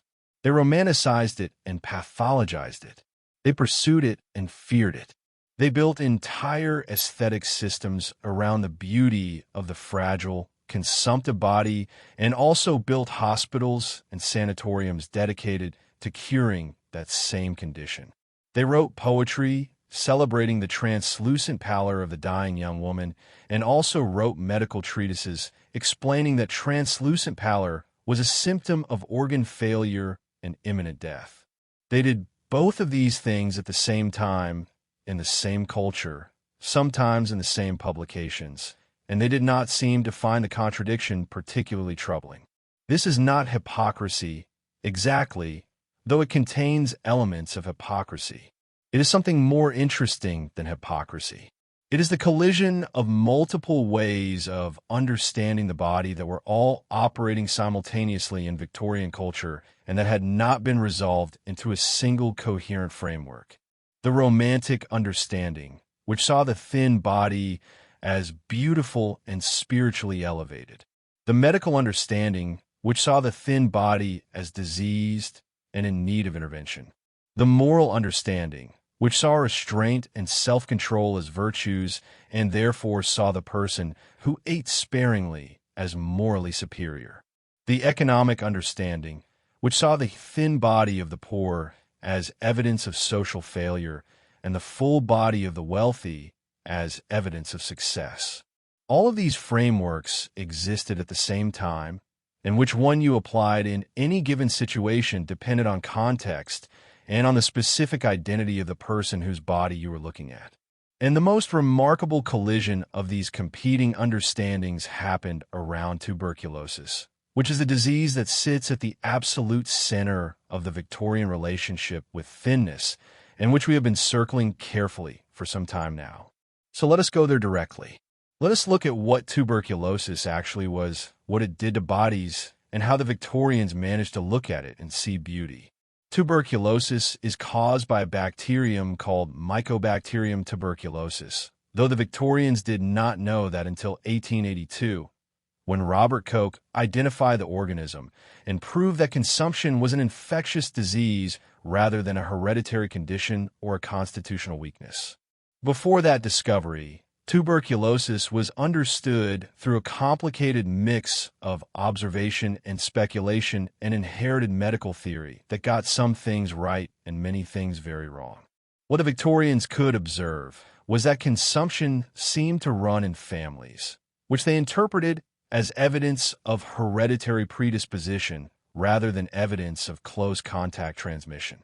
They could observe that it was more common among the urban poor, which they interpreted as evidence that vice and moral degradation weakened the Constitution rather than evidence that overcrowded housing and poor nutrition and bad air quality created ideal conditions for bacterial transmission.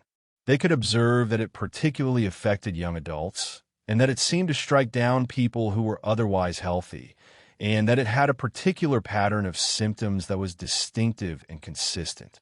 The symptoms of tuberculosis, when you list them clinically, are not particularly romantic. Persistent cough, chest pain, difficulty breathing, fever that comes and goes, night sweats, progressive weight loss, loss of appetite, fatigue, bloody sputum, which is what made people realize that the lungs were being damaged from the inside. The bacterium attacks the lungs primarily, though it can spread to other organs, and it causes the tissue of the lungs to break down, to become inflamed and scarred, and increasingly unable to perform the basic function of exchanging oxygen and carbon dioxide. The person with tuberculosis is slowly suffocating over months or years as their lungs are progressively destroyed. But the external appearance of someone with tuberculosis, particularly in the early and middle stages of the disease before the final collapse, had certain characteristics that the Victorian eye interpreted as beautiful. The weight loss produced a slender, delicate figure. The fever produced flushed cheeks and bright, glittering eyes. The difficulty breathing produced a breathy, hesitant way of speaking that was interpreted as delicate and feminine. The fatigue produced a languid, passive demeanor that was consistent with the Victorian ideal of feminine restraint.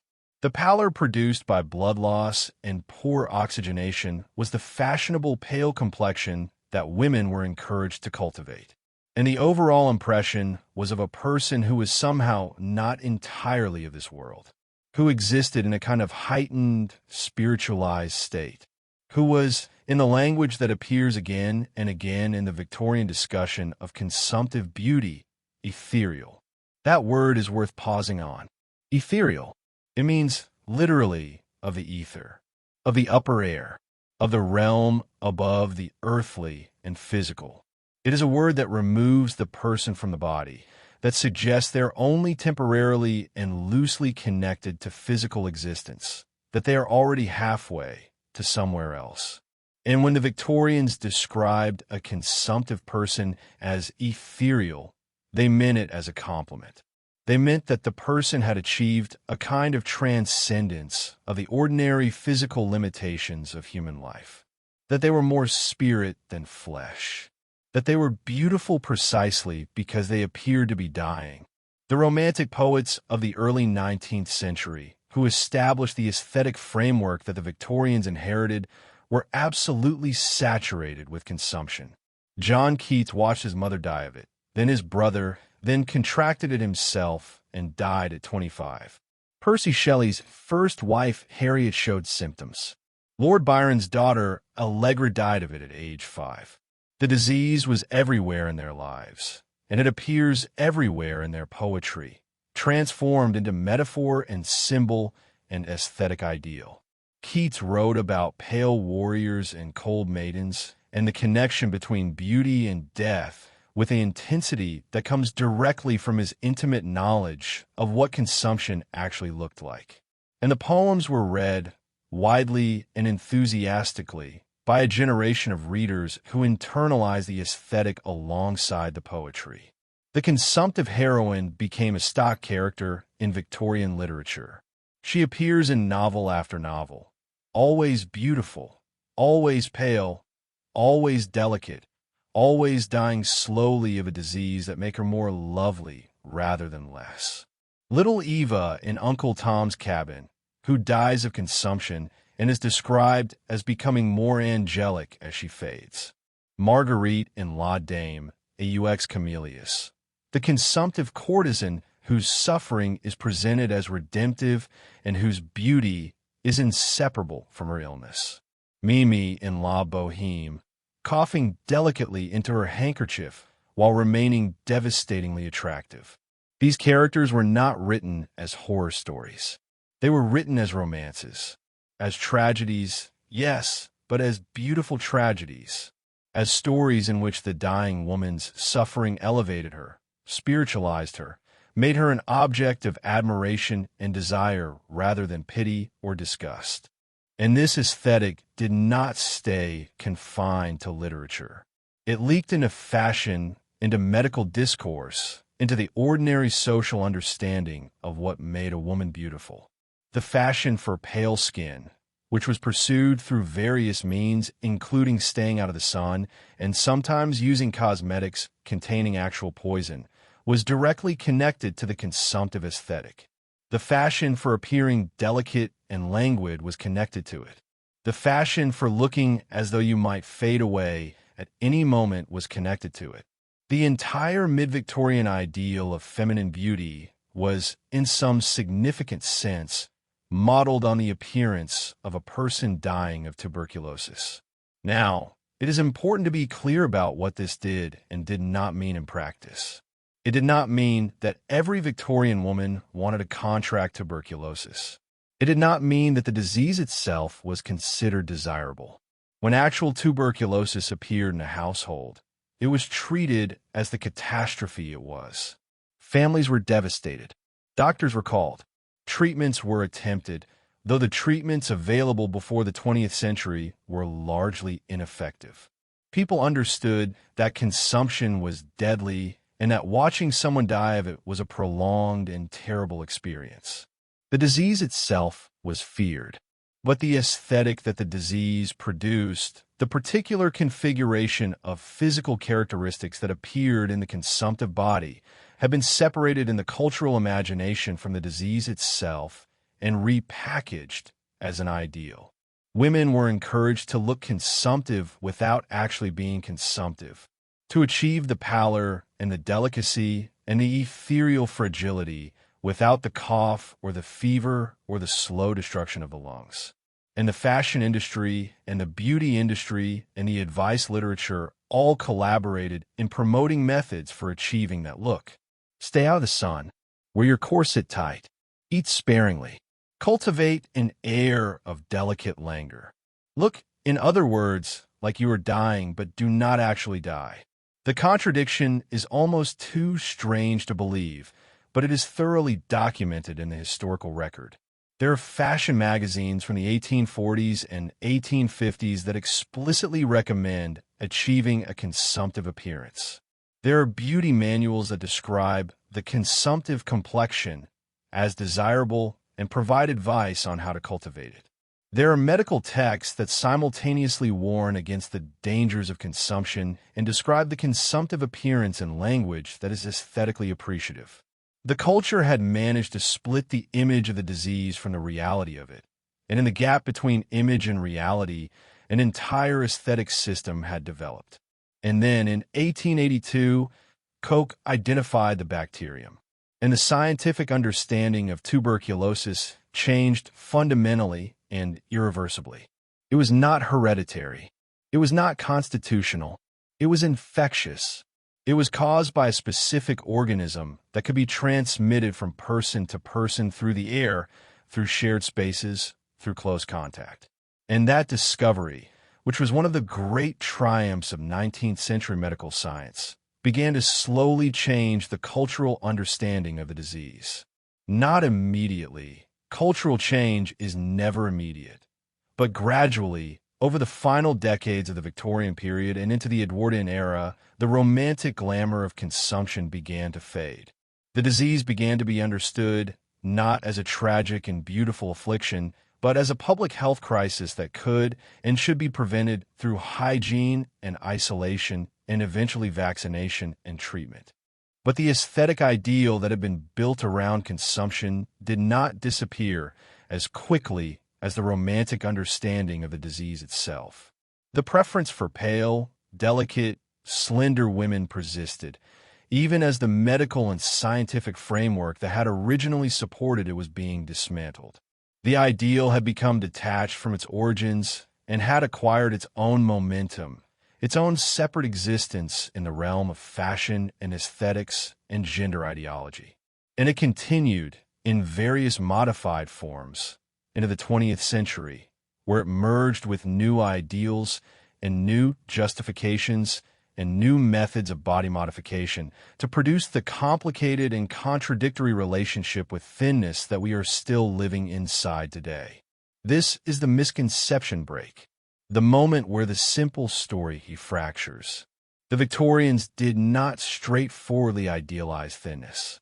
They idealized a very specific kind of thinness attached to a very specific aesthetic and medical framework that was connected to a disease that was killing enormous numbers of people. They managed to find beauty in dying, and they managed to separate the aesthetic from the reality just enough to promote the one while fearing the other. And when the scientific understanding changed, when the disease was revealed to be bacterial and preventable and contagious, the aesthetic did not immediately collapse. It adapted. It found new justifications. It continued in modified form because the cultural investment in the thin female body was never only about medicine or science. It was about gender and class and control and the deep, old, persistent belief that the woman who took up less space and required less food and appeared less substantial was somehow more virtuous, more refined, more spiritually elevated than the woman who did not. That belief did not die with the identification of the tuberculosis bacterium. It shifted shape. It found new vocabularies. But the root remained. And if you trace the root carefully enough, you can follow it all the way from Plato's suspicion of the physical body through the medieval mystics' holy anorexia, through the Romantic poets' consumptive maidens, through the Victorian fashion plates and medical texts and advice literature, and into the 20th century, where it is still very much alive and still producing the same basic message, delivered in endlessly varied forms. The message is this: the body is a problem that requires management, and the woman who manages her body well, who keeps it small and controlled and undemanding, is a better woman than the one who does not. And that message, which has been circulating in Western culture for more than 2,000 years, does not require tuberculosis to sustain it. It has proven itself perfectly capable of surviving without the disease that once gave it such vivid and terrible imagery. It survives because it serves purposes that have nothing to do with medicine and everything to do with power. But we are getting ahead of ourselves. We are moving too quickly toward the present, and there is still more Victorian ground to cover. There are still rituals to examine, and fears to understand, and the slow work of daily life to attend to. So let us step back. Let us return to the world we have been building so carefully. Let us look at what people actually did day after day, year after year, in their attempts to make sense of their bodies and their lives and the relationship between the two. There is something hypnotic about ritual, about the thing you do every day at the same time in the same way until it stops being a conscious choice and becomes simply the rhythm your life moves to. The Victorians understood this, perhaps better than we do, because their lives were structured around repetition to a degree that modern life, with its emphasis on novelty and disruption and constant change, has largely abandoned. The Victorian day had a shape. The Victorian week had shape. The Victorian year had shape. And those shapes were maintained through ritual, through the small, repeated actions that marked time and gave structure to existence, and allowed people to feel that they understood what was expected of them. The rituals around food and the body were particularly elaborate, particularly carefully maintained, because they were rituals that touched on some of the most fundamental anxieties of Victorian life. Anxieties about class and respectability and self-control and the boundary between the civilized and the animal. Eating was not just eating. It was a performance of who you were and what you valued and how successfully you had internalized the rules of proper behavior. And the performance was repeated 3 times a day, every day, in front of family, and sometimes in front of servants, and sometimes in front of guests, which meant there was constant social pressure to get it right. Breakfast, which we have already glimpsed briefly, was the simplest meal of the day, but even breakfast had rules. The middle-class Victorian breakfast was more substantial than breakfast tends to be in the modern Western world. It might include eggs, bacon, toast, possibly cold meat, possibly fish, tea, or coffee, butter, jam. The meal was laid out on the sideboard, and people served themselves, which was less formal than dinner, but still required knowing what portions were appropriate and how to serve yourself without appearing greedy or taking more than your fair share. The timing of breakfast was determined by the needs of the working members of the household. The husband who needed to leave for his office, the children who needed to leave for school. Everyone else arranged themselves around that schedule. The ritual of breakfast was not particularly gendered in terms of who ate what, with one important exception. Women, particularly young women, were expected to eat more lightly than men. This was true at every meal, but it was established at breakfast, set as the pattern that would continue through the day. The woman who filled her plate as full as her brother or husband or father was committing a small social error, a sign that she had not fully internalized the feminine virtue of restraint. So she learned, through observation and occasional correction and the accumulated weight of many small moments of social feedback, to take less, to leave food on the sideboard, to finish her meal before she was entirely full, to perform, in other words, the delicacy that was expected of her. After breakfast, the day divided sharply along gender lines. The husband left for work. The children, if they were old enough and if the family could afford it, left for school. The wife remained in the house and began the work of managing the household, which we have already traced in some detail.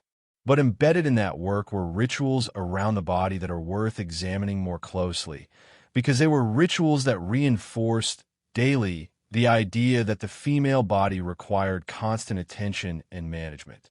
The ritual of dressing, which took significantly longer for a woman than for a man, was not just about putting on clothes. It was about constructing the body itself. The layers we described earlier, chemise, drawers, corset cover, petticoats, dress, were not simply practical garments. They were stages in a transformation.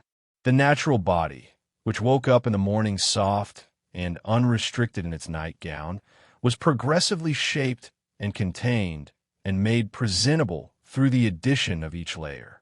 By the time the final layer was in place, the woman wearing all of it had been transformed from a private, bodily creature into a public, social one. And that transformation happened every morning. It was not a special occasion thing. It was daily maintenance of the boundary between the acceptable and the unacceptable body. The ritual was time-consuming, which meant it required time, which meant it required freedom from the necessity of doing income-generating work first thing in the morning. It was, in other words, a class-marked ritual. The working-class woman who needed to be at the factory by 6 in the morning could not spend an hour getting dressed. She put on her clothes quickly and without assistance and went to work. The middle-class woman who had the leisure to dress carefully and completely was signaling, through that very leisure, her membership in a class that could afford to spend time on appearance. The daily corset ritual is particularly worth attending to because it was so physically immediate and so laden with meaning. Every morning the corset went on. Every morning the laces were pulled tight. Every morning the body was compressed into the shape it was supposed to hold for the next 12 or 14 or 16 hours. And every evening the corset came off, and there was that moment of physical release, that deep breath, that sensation of the body expanding back into its own space.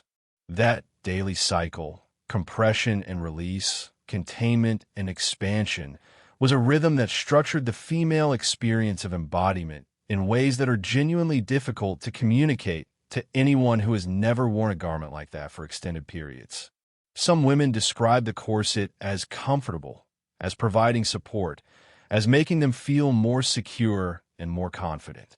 And those descriptions should be taken seriously, not dismissed as false consciousness or internalized oppression, because comfort is subjective and culturally constructed, and the body adapts to what it experiences regularly. A woman who had been wearing corsets since age 12 or 13, who had literally grown up inside that garment, experienced her corseted body as normal and her uncorseted body as strange and exposed and uncomfortable. The corset was not a torture device to her. It was simply how being dressed felt. But other women described the corset as painful, as restrictive, as a source of constant physical discomfort that they endured because the social cost of not wearing it was too high. And those descriptions should also be taken seriously because they represent a different but equally valid experience of the same cultural requirement. The woman who found her corset genuinely painful but wore it anyway because not wearing it would mean social exclusion or moral judgment or the loss of marriageability was making a choice. But it was a choice constrained by circumstances that left very little room for actual alternatives. The ritual around eating, which happened at breakfast and again at lunch and again at dinner, reinforced the same basic lessons about restraint and appropriateness and the proper relationship between a woman and her appetite. Lunch for a middle-class woman at home was often a solitary affair, eaten in the kitchen or the dining room, a simple meal that required little preparation. But even alone, the ritual of restraint continued. Even without an audience, many women ate sparingly because the habit had been so thoroughly internalized that it operated automatically. The voice that said, "That's enough," or "You don't need more," or "Leave something on the plate," was not an external voice by this point. It was internal. It was the voice of successful socialization. Dinner was the most elaborate meal of the day and the most socially significant. Dinner was when the husband returned home, when the family gathered, when guests were sometimes present, when the household demonstrated its competence and its taste and its ability to maintain the standards of middle-class respectability. The meal had multiple courses: soup, fish, meat, vegetables, pudding, sometimes cheese and fruit. The courses were served in sequence, and there were rules about which utensils to use and how to eat each dish and how to make conversation and where to look and how much to take.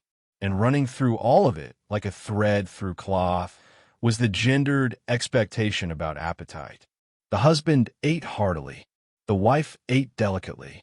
The husband refilled his plate. The wife did not. The husband accepted second helpings. The wife declined them. And if there were guests, the performance became more elaborate because the wife was now responsible not only for managing her own eating, but for managing the meal itself, ensuring that guests were served properly, that conversation flowed, that the food was presented well, that everything ran smoothly. She was simultaneously hostess and performer, managing others' eating while performing her own restraint. Tea, which was a meal or a social ritual, depending on context, had its own elaborate set of rules. Afternoon tea, which developed as a distinct social practice in the mid-Victorian period, was a specifically feminine ritual.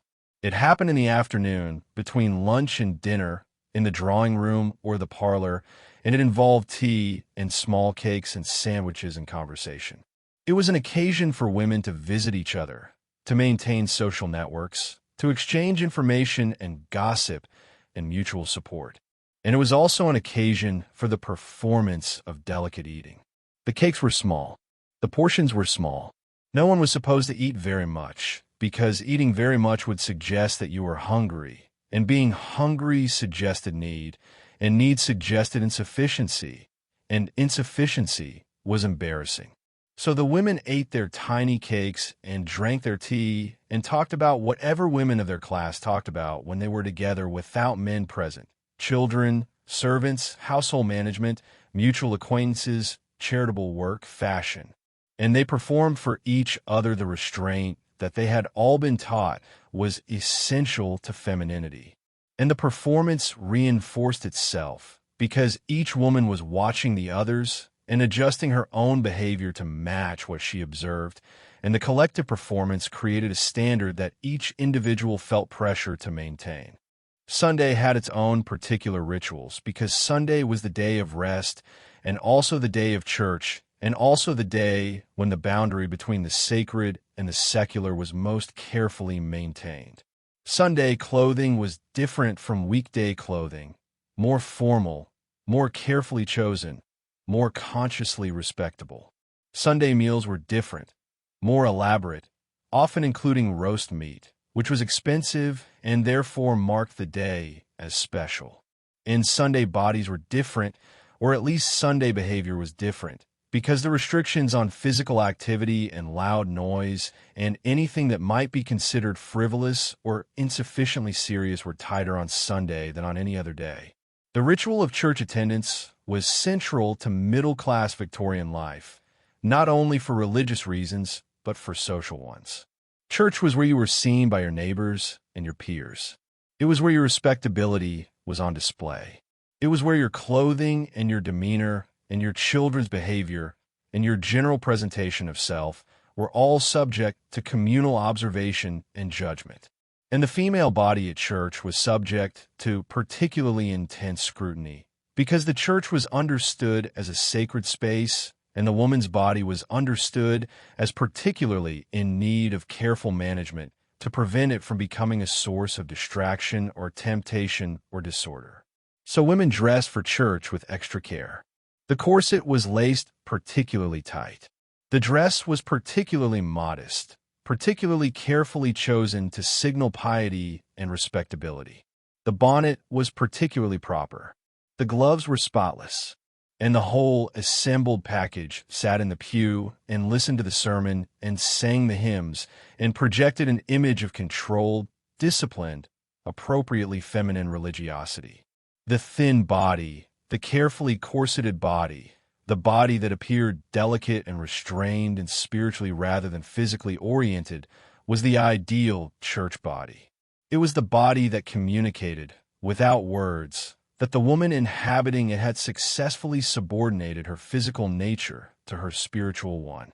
These rituals, dressing, eating, visiting, attending church, were not experienced as oppressive by most of the women performing them, at least not consciously or continuously. They were experienced as normal, as simply what you did, as the structure that made life comprehensible and predictable and socially navigable. The rituals provided a framework, and frameworks can be comforting even when they are restrictive because they remove the burden of constant decision-making and replace it with established patterns that everyone understands. But the rituals also did something else, something less visible but equally important. They naturalized the thin ideal. They made the pursuit of thinness, or at least the performance of eating sparingly and appearing delicate, into a daily practice so thoroughly integrated into the rhythms of ordinary life that it became invisible as a practice. It was just how women were, just what women did, just the natural expression of femininity rather than a culturally constructed and socially enforced standard.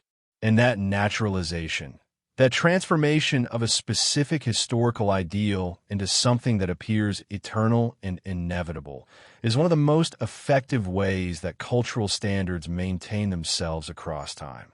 They stop looking like standards and start looking like nature. They stop looking like choices and start looking like simple descriptions of reality.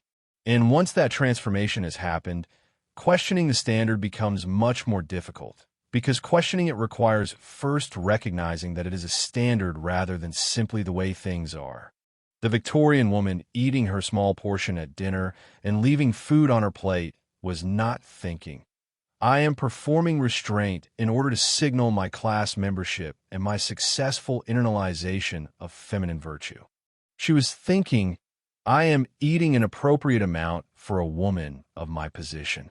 The difference between those two thoughts is the difference between seeing the system from outside it and living inside it without recognizing its boundaries. And most people, most of the time, live inside the systems that structure their lives without seeing those systems clearly. That is not a failure of intelligence or awareness. It is simply how human consciousness works. We see what we have been taught to see. We notice what we have been taught to notice. And the things that are so completely normalized that they function as background conditions of existence tend to be the things we notice least. The rituals around the body in Victorian England were background conditions of existence for the women performing them. They were the water the fish swam in without knowing it was water. And understanding them now, from outside, requires reconstructing not just the actions themselves, but the entire framework of meaning that made those actions make sense to the people engaging in them. The framework included ideas about gender and class and morality and spirituality and self-control and the relationship between the body and the soul. It included centuries of philosophical and theological thinking about the value of restraint and the danger of appetite. It included the very immediate economic and social realities of industrial capitalism and urban life, and the anxiety of the middle class about maintaining its position in a rapidly changing world. All of that was compressed into the simple daily action of lacing a corset and eating a small dinner and sitting properly in church. All of that was present, active, shaping behavior and consciousness, especially when the people performing the rituals were not consciously thinking about any of it. And the rituals succeeded because they were repeated, because they happened every day, because they created a rhythm that the body learned and the mind internalized, and that became, over time, simply the way you move through the world. Ritual has power precisely because of its repetition, because the thing done once is a choice, but the thing done every day for years becomes a habit, and a habit becomes a disposition, and a disposition becomes who you understand yourself to be. The Victorian woman who spent 30 years lacing herself into a corset every morning became, in some real sense, a corseted person. Not just a person who wore a corset, but a person whose sense of her own body and her own appropriate presence in the world have been shaped by that daily practice of containment. And when the practice finally began to change, when the dress reform movement and changing fashion and new ideas about women's physical capacity began to erode the dominance of the corset in the early 20th century, many women experienced the change not as liberation, but as loss, as the removal of something that had defined them, that had made them feel properly themselves. That is what successful normalization looks like. It makes the thing being normalized feel necessary, feel constitutive of identity, feel like something you would lose yourself without. And recognizing that process, understanding how it works, is essential for understanding how the Victorian relationship with thinness functioned and how it continues to function in modified forms in the present. But we are still in the Victorian period, still in the world of corsets and dinner rituals and church attendance. And there's more to see before we can move forward in time. There are bodies to attend to in their most vulnerable moments. There are fears to examine. There is death to acknowledge, because death was so much closer in the Victorian world than it is in ours. And the fear of death shaped the relationship with the body in ways that we need to understand if we're going to make sense of the whole picture. So let's turn toward that now. Let's look at what happened when the body failed, when the rituals could not protect against illness, when all the careful management and restraint and performance could not prevent the thing that everyone feared most. Let us talk now about what the Victorians feared, because fear is instructive. Fear reveals what people value, and what they feel is most vulnerable to loss. And the Victorian middle class, for all its emphasis on respectability and moral uprightness and the performance of confident stability, was afraid of a great many things. They were afraid of falling into poverty. They were afraid of social disgrace. They were afraid of their children dying, which happened with terrible regularity and which no amount of money or careful household management could entirely prevent. They were afraid of disease, and they were afraid, in ways both obvious and subtle, of the body itself, of its weakness, of its vulnerability, of its tendency to fail at unpredictable moments, and in ways that no amount of discipline could control. The body in Victorian England was a much more precarious thing than the body in the modern developed world. This is worth pausing on because it is easy to forget when you're living in an era of antibiotics and vaccines and relatively effective treatments for most common illnesses. The Victorian body existed before germ theory was fully accepted, before antiseptic surgery was standard practice, before anyone understood that hand washing could prevent the spread of disease, before clean water supplies were guaranteed in cities, before basic public health infrastructure had been built.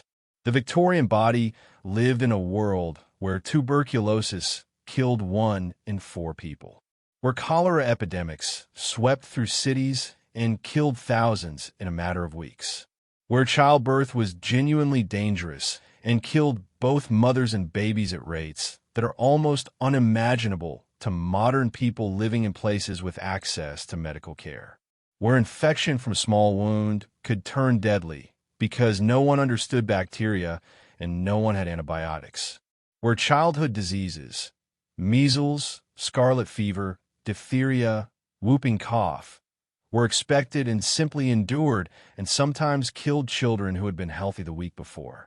Death was close. It was visible.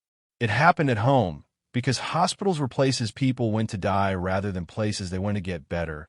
And most families had direct experience with watching someone die in their house, in their bed, surrounded by family who could do very little except wait and pray and eventually call the undertaker. And that proximity to death, that constant awareness that the body could fail suddenly and catastrophically, shaped how people thought about health and illness and what it meant to take care of yourself. For women in particular, the body was understood as inherently more fragile than the male body, inherently more prone to break down, inherently more in need of careful management. This was not just aesthetic preference or social ideology. This was medical teaching, presented as scientific fact, absorbed as truth by doctors and patients alike. The female body was understood to be constitutionally weaker. The female nervous system was understood to be more delicate. The female reproductive system was understood to create particular vulnerabilities that men did not experience. And all of this supposed fragility meant that women were seen as requiring protection from physical labor, from intellectual strain, from emotional upset, from anything that might overtax their limited physical resources. Pregnancy and childbirth were the most visible and most dangerous examples of this supposed vulnerability. Childbirth in Victorian England was life-threatening in ways that are difficult to fully communicate to modern audiences. Maternal mortality rates were high. Estimates suggest that perhaps 1% of births resulted in the mother's death, which does not sound like a large percentage until you remember that women often had 5 or 6 or 8 or 10 pregnancies over the course of their reproductive lives. And 1% per birth means cumulative risk that was genuinely frightening. Women died of hemorrhage. They died of puerperal fever, which was a bacterial infection transmitted by doctors and midwives who had not washed their hands or their instruments. They died of eclampsia. They died of obstructed labor when the baby could not be delivered and there was no safe way to intervene. They died of all the things that can go wrong when you're trying to push a full-size human being out of your body without modern medical intervention. And the women who did not die were often seriously injured. Pelvic damage that caused chronic pain, fistulas that caused incontinence, infections that caused scarring, hemorrhage that caused anemia and weakness. The recovery from childbirth, even successful childbirth, took weeks or months, and during that time the woman was confined to bed or to the house, unable to resume normal activities, dependent on others for care. The lying-in period, which was the Victorian term for the weeks after childbirth, was a period of enforced rest and seclusion that was partly medical advice and partly social ritual and partly genuine necessity, because the woman's body needed time to heal from what was, in physical terms, a major traumatic event. The fear of childbirth was reasonable and widespread and rarely spoken about directly because it was also inevitable. Marriage meant pregnancy for most women. Pregnancy meant childbirth, and childbirth meant risk. Women wrote letters to their sisters and their mothers before giving birth, letters that read like farewells because they understood that they might not survive. They made arrangements for the care of their existing children in case they died. They prepared themselves, as best they could, for the possibility that this ordinary and necessary part of female life might kill them. And then they endured it because there was no alternative. The connection between this very real physical vulnerability and the aesthetic idealization of feminine fragility is not straightforward, but it is present. The culture that told women they were constitutionally delicate was the same culture in which pregnancy and childbirth genuinely endangered women's lives on a regular basis. The ideology and the material reality reinforced each other. Women were taught that they were fragile, and their actual bodily experience provided evidence that seemed to confirm it. The fact that men did not die in childbirth became, in the cultural imagination, evidence that men were fundamentally stronger, fundamentally more robust, fundamentally less vulnerable to physical breakdown. But this interpretation ignored, conveniently, the fact that the danger of childbirth was not a natural feature of female biology. It was a product of specific historical circumstances, poor hygiene, lack of medical knowledge, inadequate nutrition, repeated pregnancies at short intervals without any reliable method of birth control. In a world with better medical care and better nutrition and the ability to control pregnancy timing and spacing, childbirth would have been significantly safer. But the Victorians did not live in that world, and the interpretation that made sense to them was the one that said women's bodies were naturally weak rather than the one that said women's bodies were being damaged by social and medical conditions that could theoretically be changed. The thin body fits into this framework in complicated ways. On one hand, extreme thinness, especially thinness that resulted from illness or malnutrition, was clearly understood as dangerous. A woman who became very thin during pregnancy was at higher risk. A woman who was already malnourished before pregnancy was at higher risk. Doctors understood this, at least in a general observational way, and advised women to maintain their strength. But on the other hand, the aesthetic ideal of delicacy and the medical ideology that said women should not overtax themselves created pressure in the opposite direction. Pressure to rest. Pressure to avoid vigorous activity. Pressure to eat lightly because heavy eating was considered taxing to the delicate female digestive system. The messages were contradictory, and women had to navigate the contradiction as best they could. Tuberculosis, which we have already examined as an aesthetic phenomenon, was also a profound source of fear, and the fear was entirely rational because the disease was ubiquitous and deadly, and there was no effective treatment. The person who developed consumption faced a slow decline over months or years, during which they lost weight and strength and lung function and eventually suffocated. Watching someone die of tuberculosis was watching them being consumed from the inside, watching them fade gradually into a state where they were barely present in their body anymore, barely able to breathe or speak or move. It was terrible, and it was common. The aesthetic romanticization of consumption was happening simultaneously with the terror of actually dying from it, and the two existed in the same cultural space without apparently canceling each other out. Families could romanticize the consumptive appearance while also desperately seeking cures, sending afflicted family members to different climates, trying various medical interventions, none of which worked because the disease was bacterial and required antibiotics, which did not exist yet. The romanticization did not mean the fear was absent. It meant the fear was being managed through a cultural narrative that gave the terrible thing meaning, that transformed it into something beautiful or spiritually significant rather than simply random and cruel. Pain was another constant presence in Victorian life, and the management of pain was limited by the available medical technology. Opium was available and widely used, which created its own problems in the form of addiction. Alcohol was used.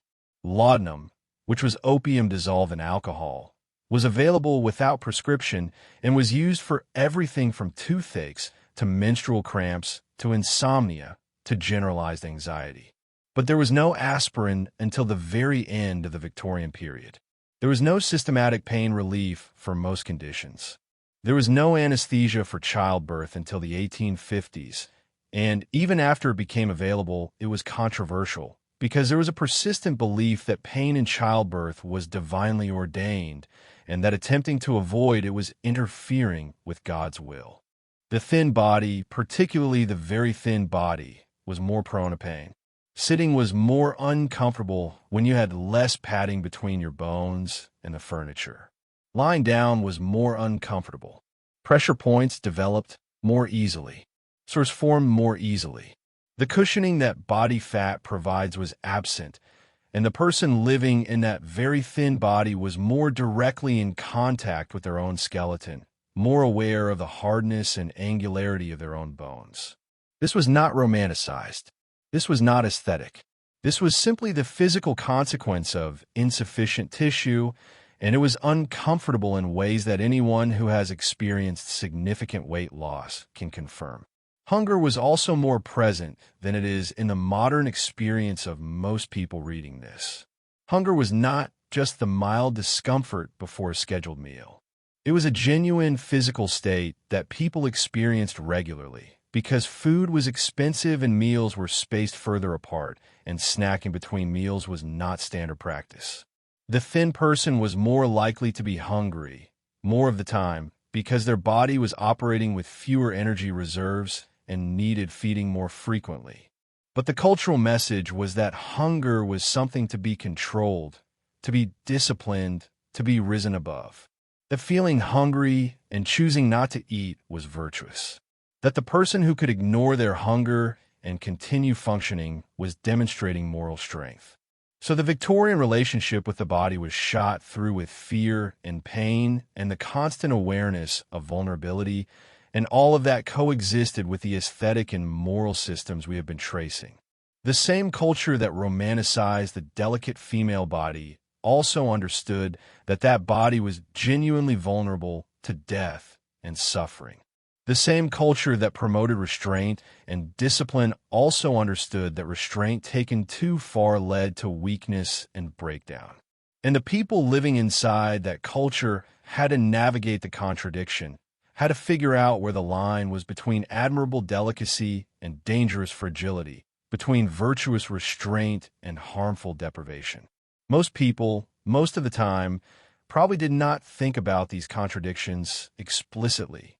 They just lived their lives, tried to stay healthy, feared the diseases that were circulating, mourned when people died, and continued on because there was no alternative to continuing. But the fear was always there, just below the surface.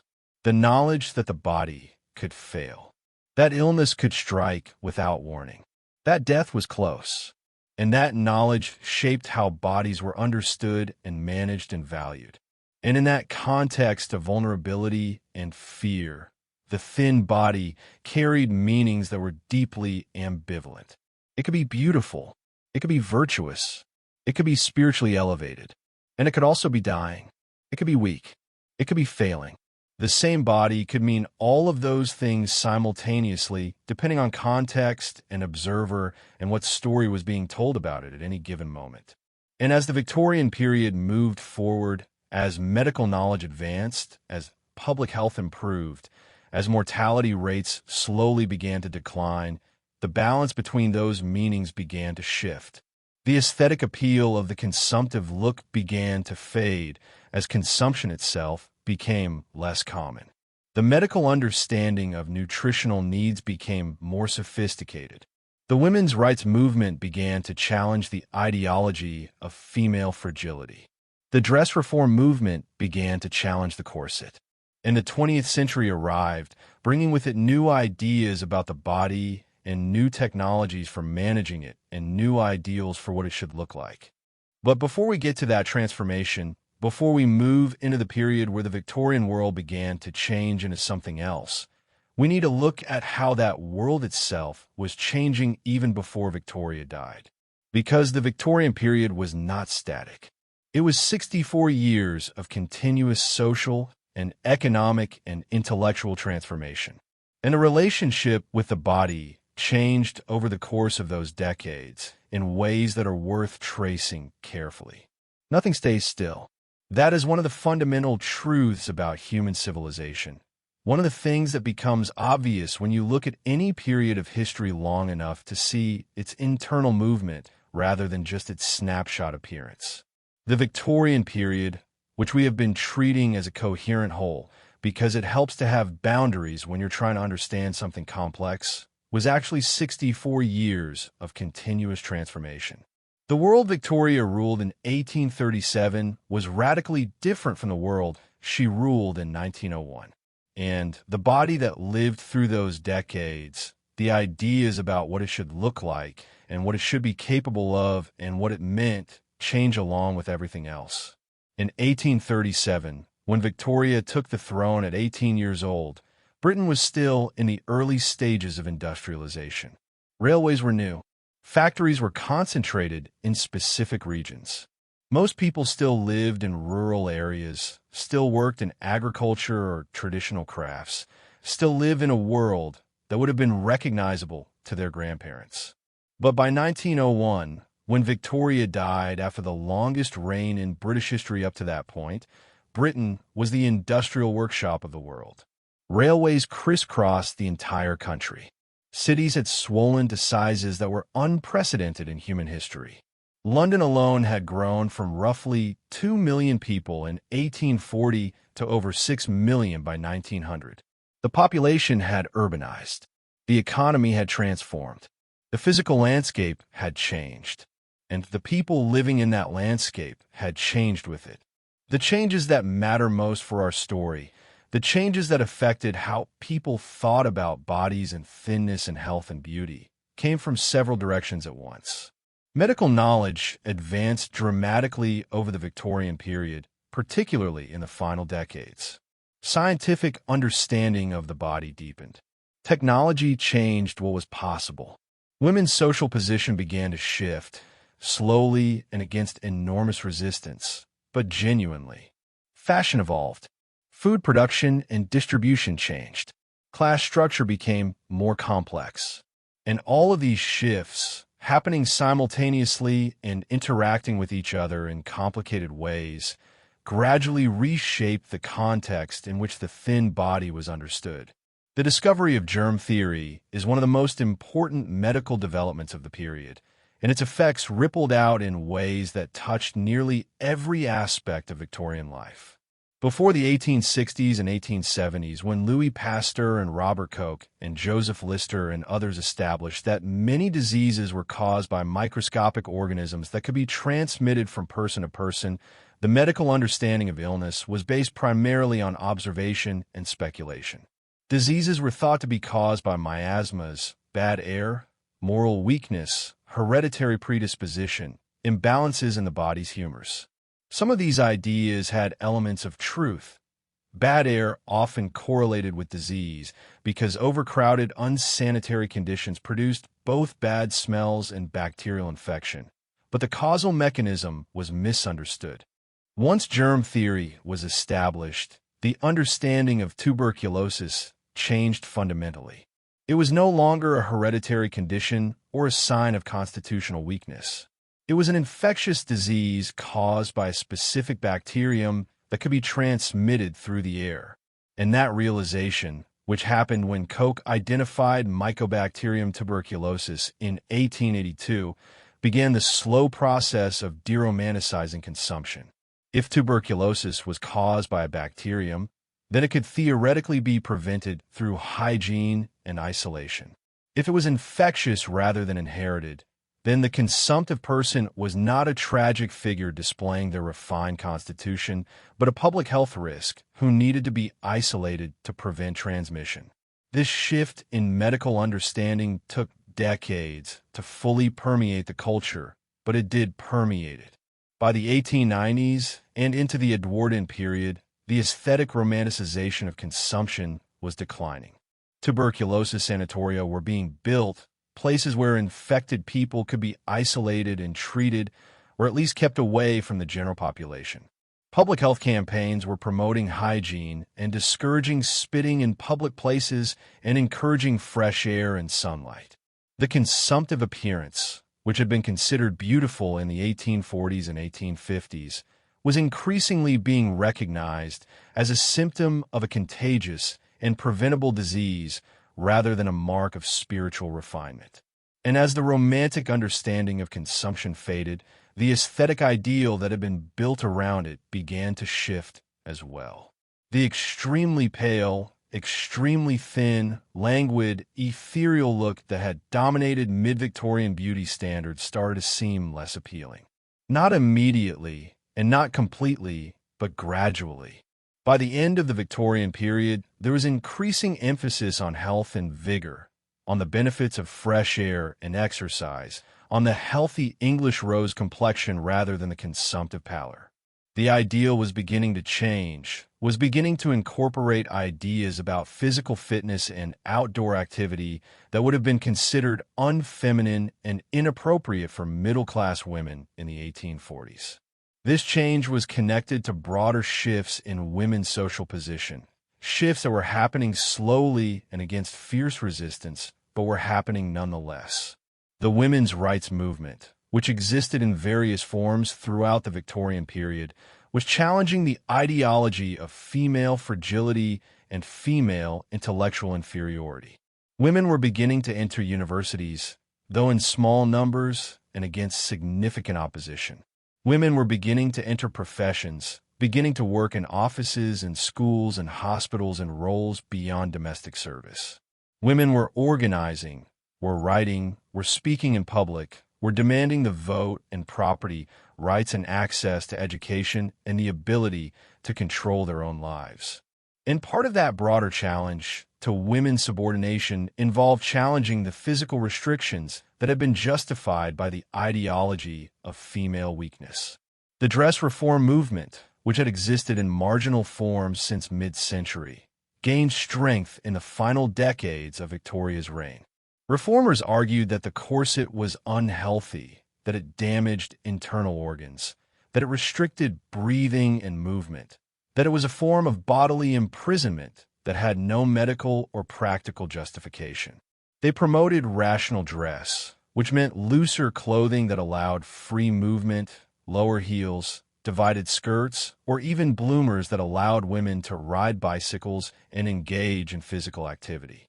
The bicycle, which became popular in the 1890s, is worth pausing on because it had effects that went far beyond transportation. The bicycle gave women mobility and independence in ways they had not previously had. It allowed them to travel distances without needing a male escort or a carriage. It required clothing that allowed freedom of movement, which meant it created practical pressure to abandon or at least modify the corset and the heavy layered skirts. And it associated women with physical activity, with speed and vigor and the pleasure of movement, which was a significant departure from the ideal of passive, homebound, decorative femininity that had dominated earlier in the period. The woman on a bicycle in 1895 was a different kind of figure from the delicate woman sitting in her drawing room in 1845. She was moving through public space. She was exercising. She was flushed and breathing hard and visibly enjoying physical exertion. And the cultural response to this figure was mixed. There was mockery and moral panic and claims that cycling was unfeminine or dangerous to women's reproductive health or likely to cause moral degradation. But there was also enthusiasm, adoption, participation. Women rode bicycles in large numbers despite the criticism. And in doing so, they were physically demonstrating that women's bodies were capable of more than the ideology of fragility suggested. This period also saw changes in women's education and in ideas about women's intellectual capacity. Girls' schools improved. Women's colleges were established. The idea that educating women would damage their health or their reproductive capacity, which had been taken seriously by medical authorities earlier in the century, was being challenged by the visible evidence of women who had been educated and had not collapsed or become sterile. And as women's access to education increased, the intellectual justification for their confinement to the domestic sphere weakened. But these changes were slow and uneven and fiercely contested. The majority of middle-class women in 1900 were still wearing corsets, were still confined primarily to the domestic sphere, were still operating under social and legal restrictions that limited their autonomy significantly. The Victorian period ended before most of these reforms had been fully realized. What the final decades of the period show is not revolution, but the beginning of change, the early stages of a transformation that would continue into the 20th century and is, in some ways, still continuing. Economic changes also reshaped the context in which bodies existed. Industrialization meant that more people were working in factories rather than in agriculture or traditional crafts, and factory work had different physical demands and different risks from agricultural labor. Urban growth meant that more people were living in crowded, unsanitary conditions that increased disease transmission. But it also meant that more people had access to markets, to a wider variety of foods, to manufactured goods, including clothing. The middle class expanded significantly over the Victorian period, which meant that more people had the resources to participate in the consumer culture that promoted particular aesthetic ideals. Food production and distribution changed as well. Railways made it possible to transport fresh food over long distances, which meant that urban populations had access to a wider variety of foods than had previously been available. Canning and other preservation methods developed. The global trade network brought foods from distant colonies into British markets. The diet of the average middle-class Victorian in 1890 included items that would have been exotic luxuries in 1840. And greater variety and availability of food meant that nutritional deficiencies, while still present, were less severe for those who could afford to buy food. But the connection between these material improvements and ideas about the body was not straightforward. Greater food availability did not immediately translate into larger bodies or into abandonment of the aesthetic ideal of delicacy, because the aesthetic ideal was not only about food availability. It was about gender and class and morality and self-control. Even as food became more available, the cultural pressure for women to eat sparingly remained strong, because restraint had moral meaning that went beyond simple nutritional calculation. The late Victorian period also saw the beginnings of modern advertising and consumer culture in forms that would become much more developed in the 20th century. Magazines proliferated. Advertising became more sophisticated.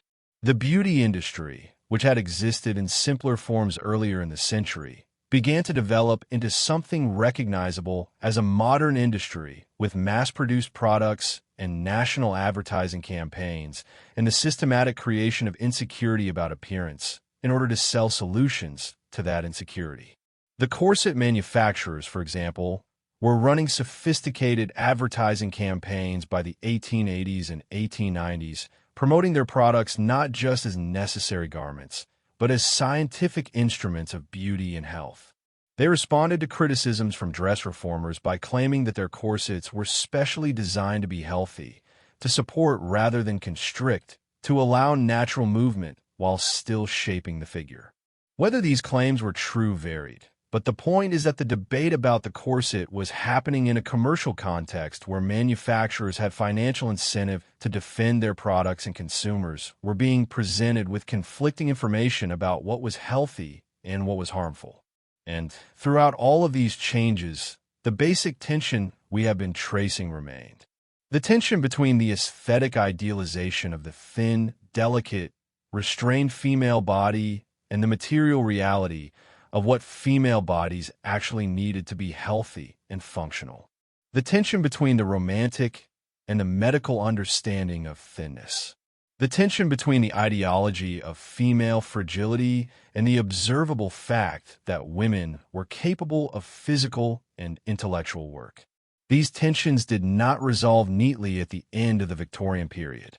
They persisted into the 20th century, where they took on new forms and new vocabularies, but retained the same basic structure.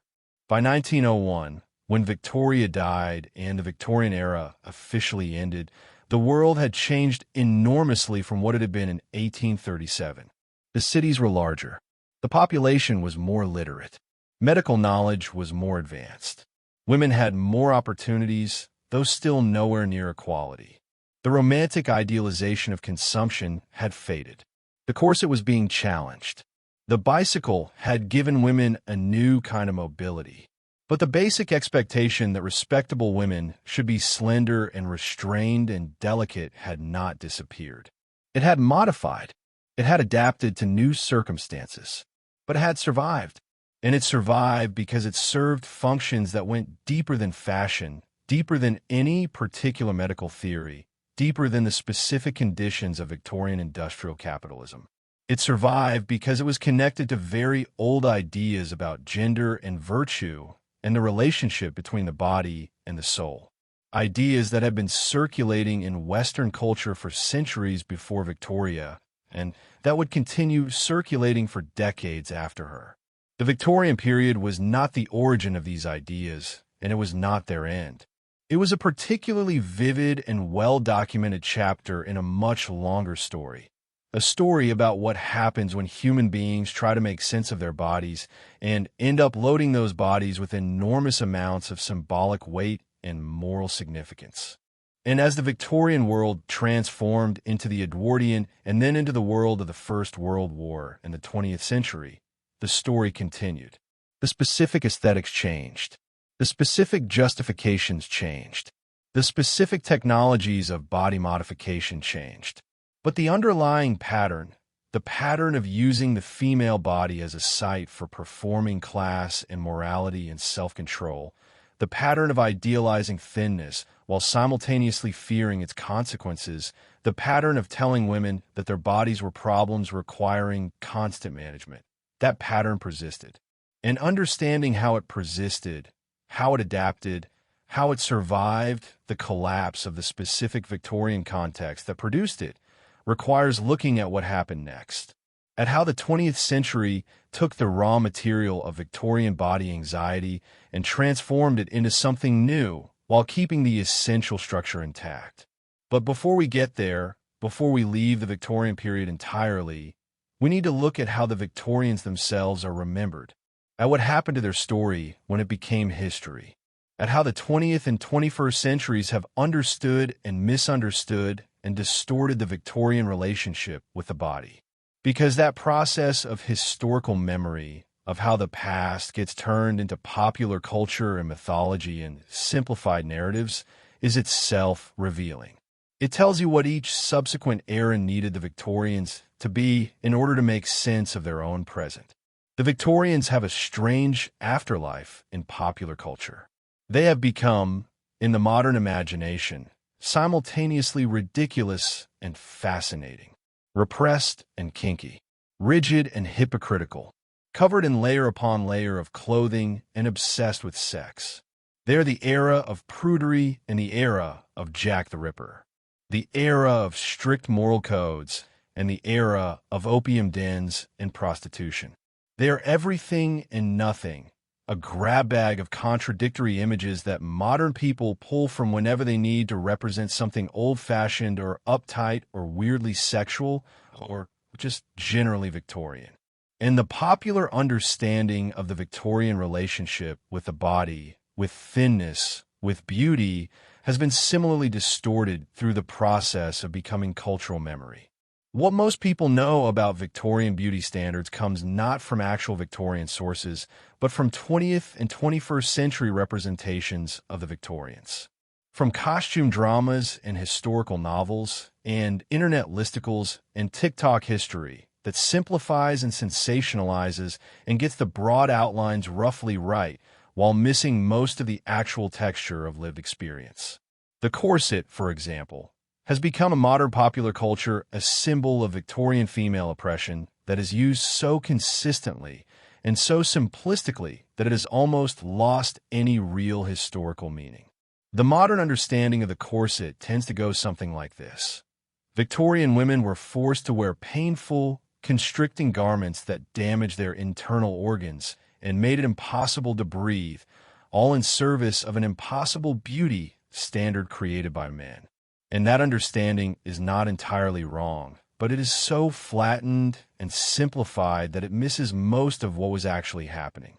Some Victorian women did wear their corsets very tightly and did experience pain and did suffer medical consequences. That is documented. But many Victorian women wore their corsets comfortably or at least tolerably because they had been wearing them since adolescence and their bodies had adapted. Many Victorian women defended their corsets against reformers and said they felt more comfortable and more confident wearing them than not wearing them. Many Victorian women understood the corset as providing necessary support for their backs and their breasts and their posture, and experienced removing it not as liberation, but as loss of structure and stability. The experience was varied and complicated and cannot be reduced to simple oppression or simple acceptance. But the modern popular narrative wants the corset to be pure oppression, wants it to be a clear symbol that allows contemporary people to feel superior to the past. Look at how backward they were. Look at how they tortured women. Look at how far we have come.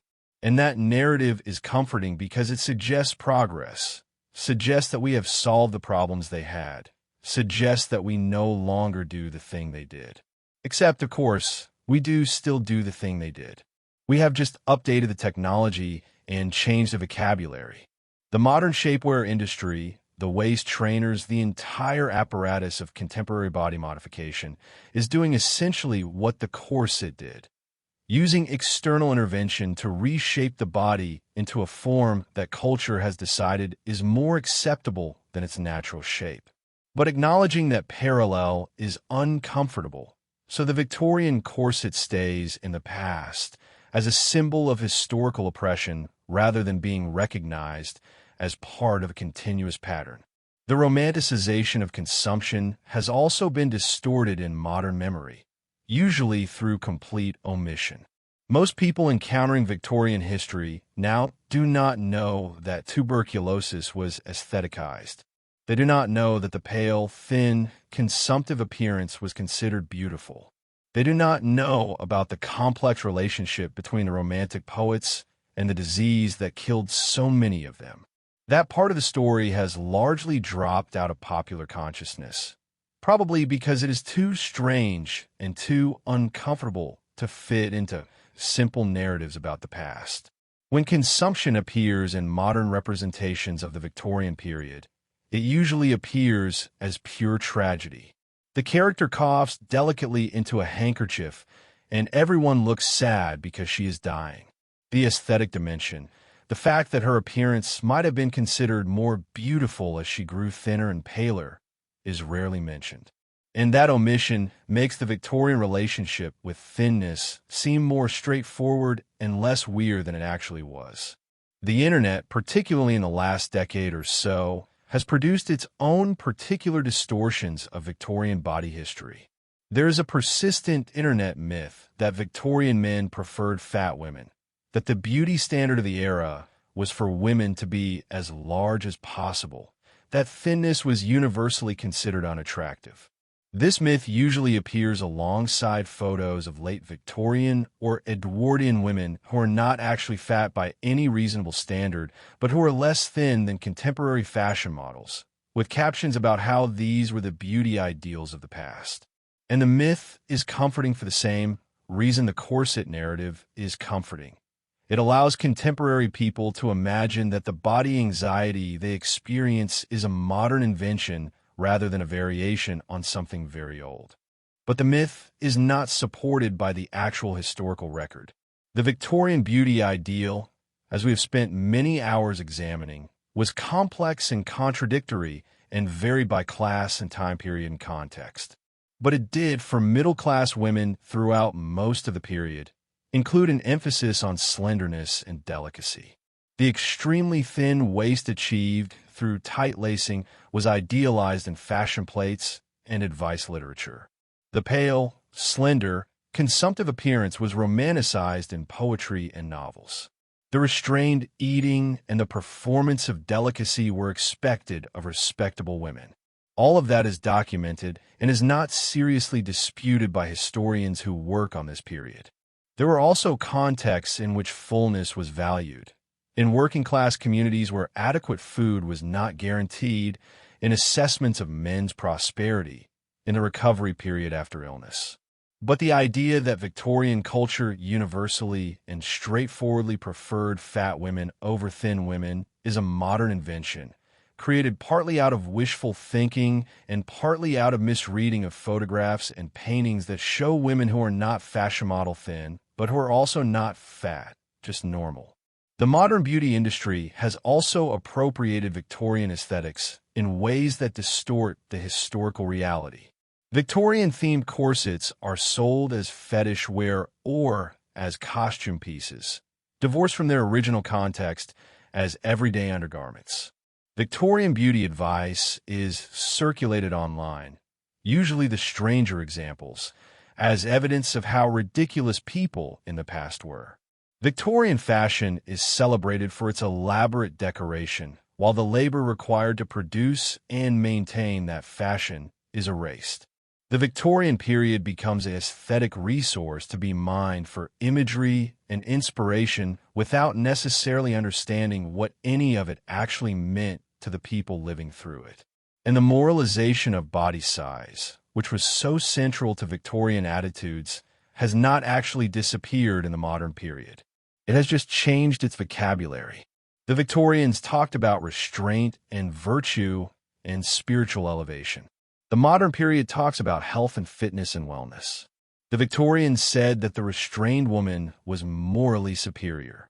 The modern wellness industry says that the disciplined woman is healthier and more successful and more in control of her life. The specific justifications have changed, but the basic structure, the idea that body size reflects character, that thinness is achievement, that the person who successfully manages their body is a better person than the one who does not, is remarkably similar. The contemporary diet culture, the fitness industry, the wellness culture, the entire massive economic system built around creating body dissatisfaction and selling solutions to that dissatisfaction is doing work that is very similar to what Victorian corset manufacturers and beauty product sellers and advice literature publishers were doing, creating standards that most bodies do not naturally meet, promoting those standards as achievable through the right products and the right discipline, selling the products, blaming the individual when the products do not work, creating new products to address the failures of the old products. The cycle is the same. The technology has improved, but the basic mechanism is unchanged. And the Victorian anxiety about women's bodies, specifically about the need to control and manage and reshape the female body, has also persisted in forms that are often not recognized as continuous with the Victorian pattern. The modern emphasis on women's appearance, the amount of time and money and mental energy that women are expected to invest in managing their bodies, the surveillance of women's bodies in public and private spaces, the assumption that women's bodies are public property subject to commentary and evaluation. All of that is connected to patterns established or at least fully developed in the Victorian period. The suffragettes, who were fighting for women's right to vote in the late Victorian and Edwardian periods, understood this connection. They understood that the fight for political rights was connected to the fight for bodily autonomy. They understood that the ideology of female fragility and female need for male protection was being used to justify denying women the vote. They understood that challenging women's political subordination required also challenging the physical restrictions and the aesthetic ideals that kept women confined and controllable. And they did challenge those things. They wore rational dress. They engaged in physical activity. They spoke in public. They went on hunger strikes when in prison. They used their bodies as sites of resistance against the systems that tried to control them. But the victory was partial and the resistance was absorbed and repackaged. And by the mid-20th century, new forms of body control had emerged that were in some ways more invasive and more effective than the Victorian corset had ever been. The diet industry, which exploded in the post-World War II period. The cosmetic surgery industry, which offered permanent body modification that went far beyond what the corset could achieve. The pharmaceutical industry, which offered pills to suppress appetite and increase metabolism and chemically alter the body's functioning. The fitness industry, which turned exercise from a marginal health practice into a moral obligation and a consumer identity. All of these emerged or expanded massively in the 20th century, and all of them were doing work that was continuous with the Victorian project of managing and controlling and reshaping the female body. The language changed. The Victorian language of virtue and restraint and spiritual elevation was replaced by the modern language of health and fitness and self-care. But the underlying message was the same. Your body, as it naturally is not acceptable. Your body requires intervention and management and discipline. The thin body is the good body, the disciplined body, the body that demonstrates that you have your life under control. And if you do not have that body, it is your fault, your failure, your lack of sufficient commitment to the project of self-improvement. The Victorians said that explicitly. They said that the restrained woman was morally superior. The modern period says it implicitly, wraps it in the language of health and choice and empowerment. But the judgment is still there. The person who successfully maintains a thin body is still considered to have achieved something, to have demonstrated something about their character in ways that have nothing to do with actual health and everything to do with the old, persistent belief that body size reflects virtue. In recognizing this continuity, understanding that we are still living inside patterns that were established or crystallized in the Victorian period is important for understanding both the past and the present. The Victorians are not some alien culture whose bizarre practices we have successfully left behind. They are our recent ancestors. The world they built is the world we inherited. The anxieties they developed are anxieties we are still managing. The systems they created for controlling bodies, particularly female bodies, are still operating in modified forms. And the popular culture distortions of Victorian history, the simplifications and omissions and myths, serve a function. They allow contemporary people to feel distant from the past, to feel that we have progressed beyond the backward attitudes of previous generations. But that sense of distance is often an illusion. The distance is less than we imagine. The progress is less complete than we want to believe. And the patterns we like to think of as historical are often still active in the present, just wearing different clothes. Understanding the Victorians accurately, in their complexity, in their contradiction, and their genuine strangeness, is valuable precisely because it makes the continuity visible. It makes it harder to pretend that body anxiety and the idealization of thinness and the control of women's bodies through aesthetic standards are modern inventions that can be easily solved through modern solutions. It reveals them as very old patterns with very deep roots, patterns that have survived multiple transformations of the economic and social system, patterns that have proven themselves remarkably adaptable and remarkably durable. And that is uncomfortable knowledge. It suggests that solving the problem is harder than we want it to be. That individual choices are not enough. That awareness is not enough. That the problem is structural and historical and woven into the basic fabric of how Western culture has thought about bodies and gender for a very long time. But uncomfortable knowledge is often the most useful knowledge, because it prevents us from settling for easy answers that do not address the actual depth of the problem. The Victorians, in other words, matter, not because they were uniquely terrible or uniquely enlightened, but because they were us, just in different clothes. They were human beings navigating systems of meaning and power that shaped their bodies and their lives in ways they often did not fully recognize.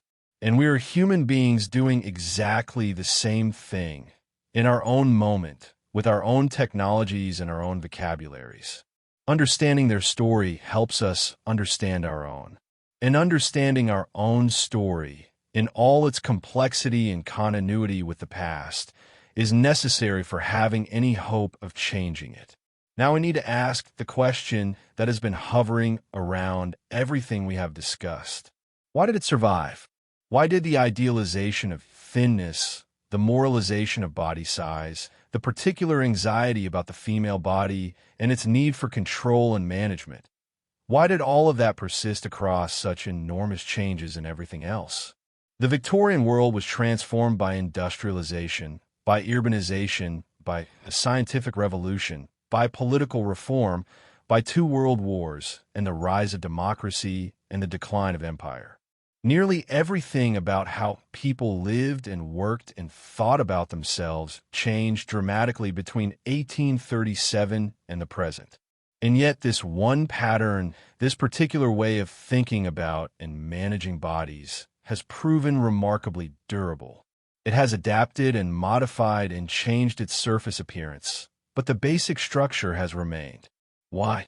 The answer is not simple, because survival at this scale is never the result of a single cause. It is the result of multiple factors working together, reinforcing each other, creating a system that is resilient enough to absorb shocks and flexible enough to adapt to new circumstances while maintaining its essential character.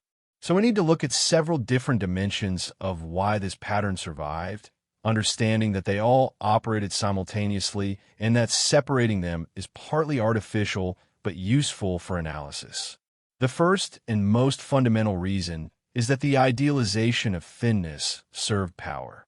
It served the interests of systems of domination and control that had their own reasons for wanting to survive.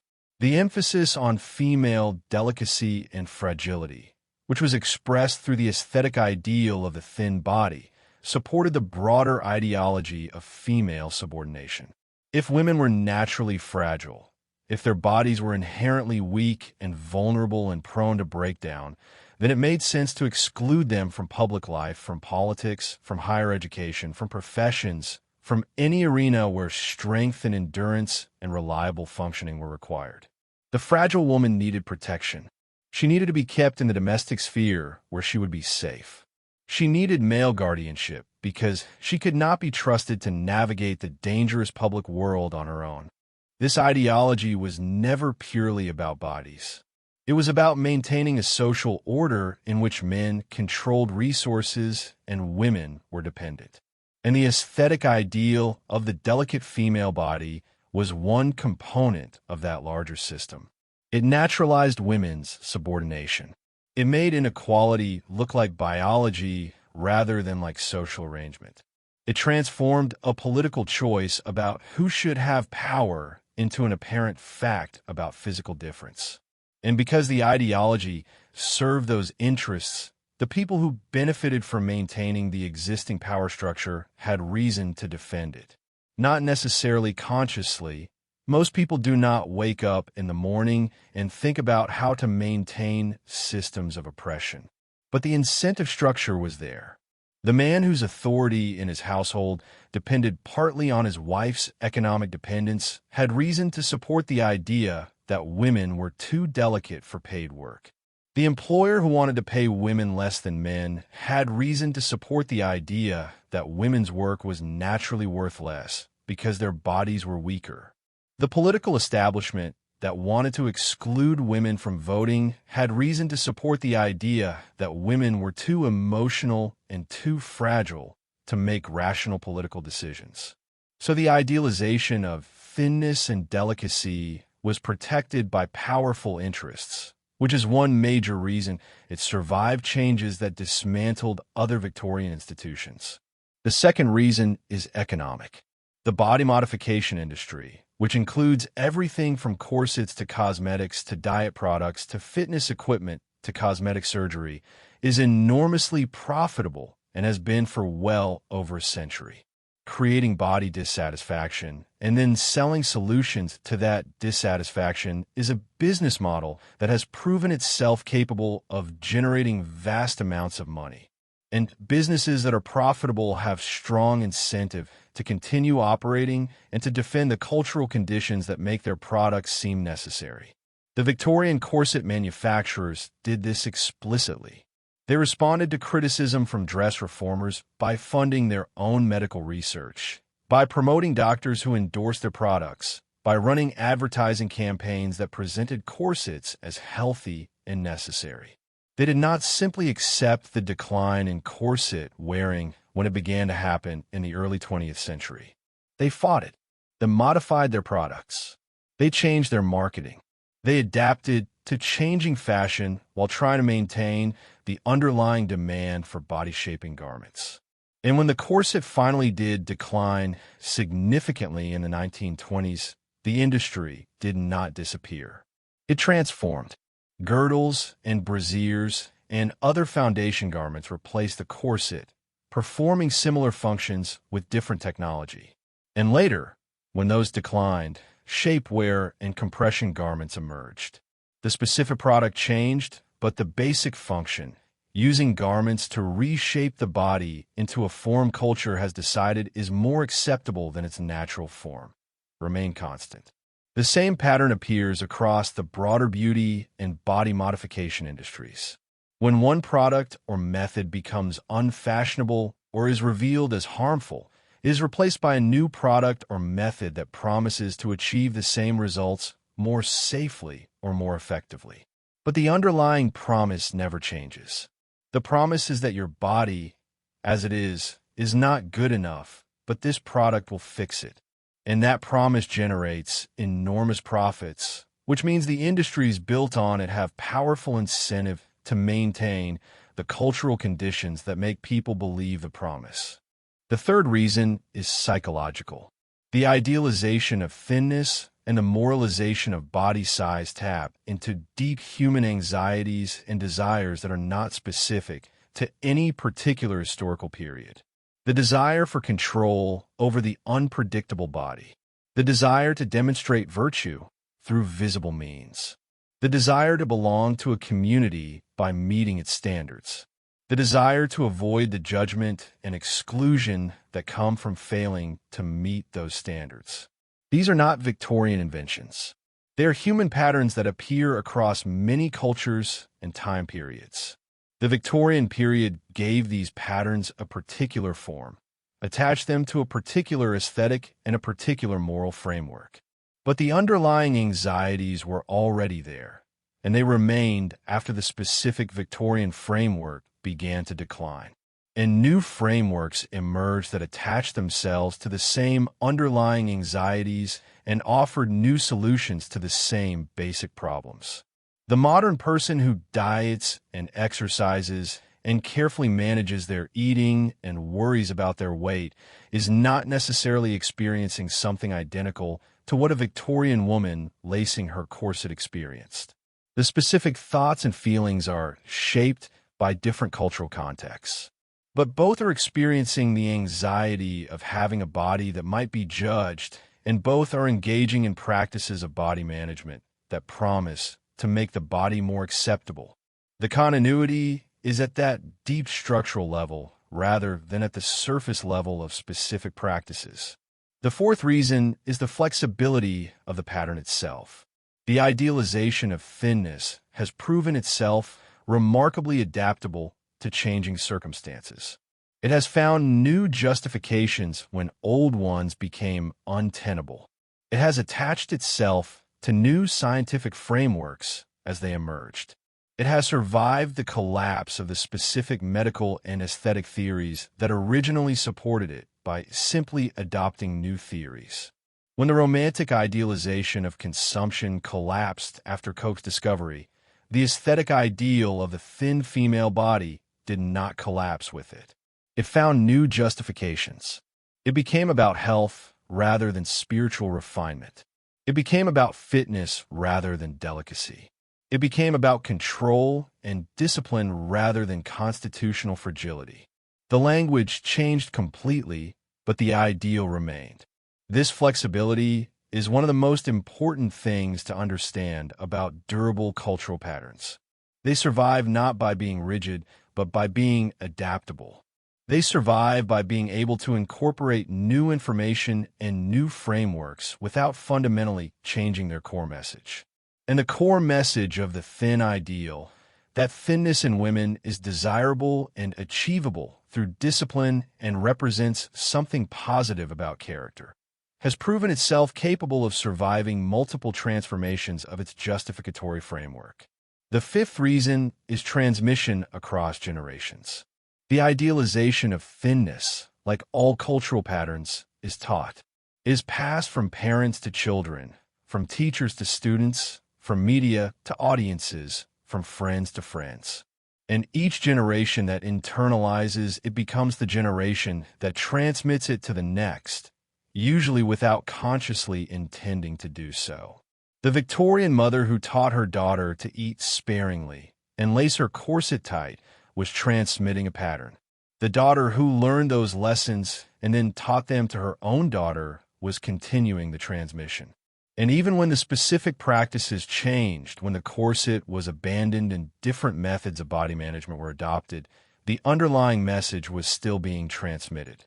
Your body requires management. Thinness is desirable. Discipline is necessary. The successful woman controls her body. This intergenerational transmission is particularly powerful because it often happens at such a deep level that it is not recognized as teaching at all. It feels like common sense. It feels like natural preference. It feels like simply noticing obvious facts about what looks good and what is not. The child who grows up observing their mother's anxiety about weight, their mother's careful eating, their mother's constant attention to appearance, absorbs all of that as normal.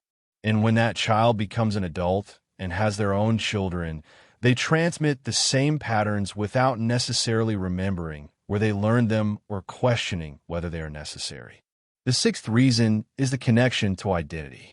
For many people, particularly women who have invested enormous amounts of time and energy into managing their bodies according to cultural standards, the thin ideal is not just an external pressure. It is part of how they understand themselves. It is part of their identity as disciplined people, as successful people, as people who have achieved something difficult. And asking people to abandon a standard that has become central to their identity is asking them to undergo a kind of loss and transformation that is genuinely difficult and that many people resist. The Victorian woman who had maintained her small waist for 30 years, who had disciplined her eating and worn her corset and performed restraint daily, was not likely to easily abandon those practices even if someone presented her with evidence that they were harmful. Because those practices were not just things she did. They were part of who she was. They were part of her claim to respectability and moral worth. And abandoning them would mean abandoning a piece of her identity and potentially facing the judgment of her community for having changed. This is true for contemporary people as well. The person who has lost significant weight and maintained that loss through years of careful eating and exercise has often built an identity around that achievement. They're the person who successfully transformed their body. The disciplined person, the person who did the hard thing. And maintaining the cultural framework that makes that achievement meaningful requires maintaining the idea that thinness is valuable and that achieving it demonstrates something important about character. The seventh reason, and perhaps the most troubling one, is that the pattern works for its purposes, not for the purposes of the people subjected to it. It does not make them healthier or happier or more fulfilled, but for the purposes of maintaining social control and generating profit and providing a mechanism for managing anxiety about the body, it works. It gives people something to do with their body anxiety. It channels that anxiety into specific practices that feel like solutions even when they are not. It creates clear standards and clear methods for attempting to meet those standards, which provide structure and purpose even when the standards are harmful and the methods do not actually work. And because the pattern works for those purposes, because it is functional at the level of maintaining systems of power and making money and managing anxiety, it has strong institutional and psychological support for its continuation. The fact that it harms many of the people subjected to it is not, from a systems perspective, a reason for it to end. Systems do not end because they cause harm. They end when they stop being functional for the purposes they serve. And the idealization of thinness is still functional for multiple purposes, which is why it persists. Understanding these reasons for survival is important because it makes clear that the pattern is not going to simply disappear on its own. It is not going to fade away because people become more enlightened, or because the science becomes clearer, or because more people recognize that it is harmful. It is being actively maintained by multiple systems that benefit from its continuation. And changing it would require changing those systems, which is much more difficult than simply changing individual attitudes or increasing awareness. The Victorian relationship with thinness did not end when Victoria died. It transformed, it adapted, it found new forms, and it survived into the present because it serves purposes that are still operative and because it has proven itself flexible enough to survive multiple transformations of its justificatory framework. Understanding that survival, understanding the mechanisms that allow harmful cultural patterns to persist across enormous historical changes, is essential for anyone who wants to understand why we are still, in the 21st century, dealing with body anxiety and the idealization of thinness that has roots going back not just to the Victorian period but to classical antiquity. The pattern is old, it is durable, it is supported by powerful interests, and it is not going to end easily or quickly. But understanding how it works, understanding the mechanisms of its survival, is the first step toward imagining what ending it might actually require. And that brings us, finally, to the question of what this all means. What do we learn from spending this long, slow evening inside Victorian England? Inside its drawing rooms and its corsets and its tuberculosis and its anxiety about bodies. What is the larger human truth that emerges when you look carefully at this particular time and place and the particular ways people try to make sense of their physical existence? So what does all of this reveal about us? About humans as a species, as creatures who have to live inside bodies and make sense of that fact? What is the larger pattern that emerges when you spend this many hours tracing the history of something as seemingly specific as Victorian attitudes toward thinness? The pattern, when you step back far enough to see it whole, is this. Humans are meaning-making creatures living in meaning-resistant bodies. We are consciousness and language and symbol and story. And we are also flesh and bone and hunger and pain and the constant, undeniable fact of physical existence. And those two aspects of what we are do not naturally align. They do not speak the same language. They do not have the same priorities. The body wants what it wants: food, rest, warmth, safety, pleasure, the continuation of existence. And the mind wants what it wants: meaning, purpose, transcendence, the ability to rise above mere physical existence and be something more than just an animal that eats and sleeps and eventually dies. And so we spend our lives individually and collectively trying to resolve that tension, trying to make the body mean something, try to turn physical existence into a story that has moral significance, that reveals character, that demonstrates virtue, that proves we are more than just meat. We load the body with meaning because the alternative, accepting that the body is simply what it is, a biological system that operates according to its own logic and has no inherent moral content, is deeply uncomfortable for creatures who need the world to make sense. The Victorian idealization of thinness, when you see it in this light, is one version of a very old and very widespread human project. The project of making the body a text, of insisting that how the body looks and what it does and how much space it takes up and what it consumes all have meaning beyond their simple physical reality. Of creating systems in which body management becomes a form of moral achievement and body failure becomes a form of moral deficiency. This is not a Victorian invention.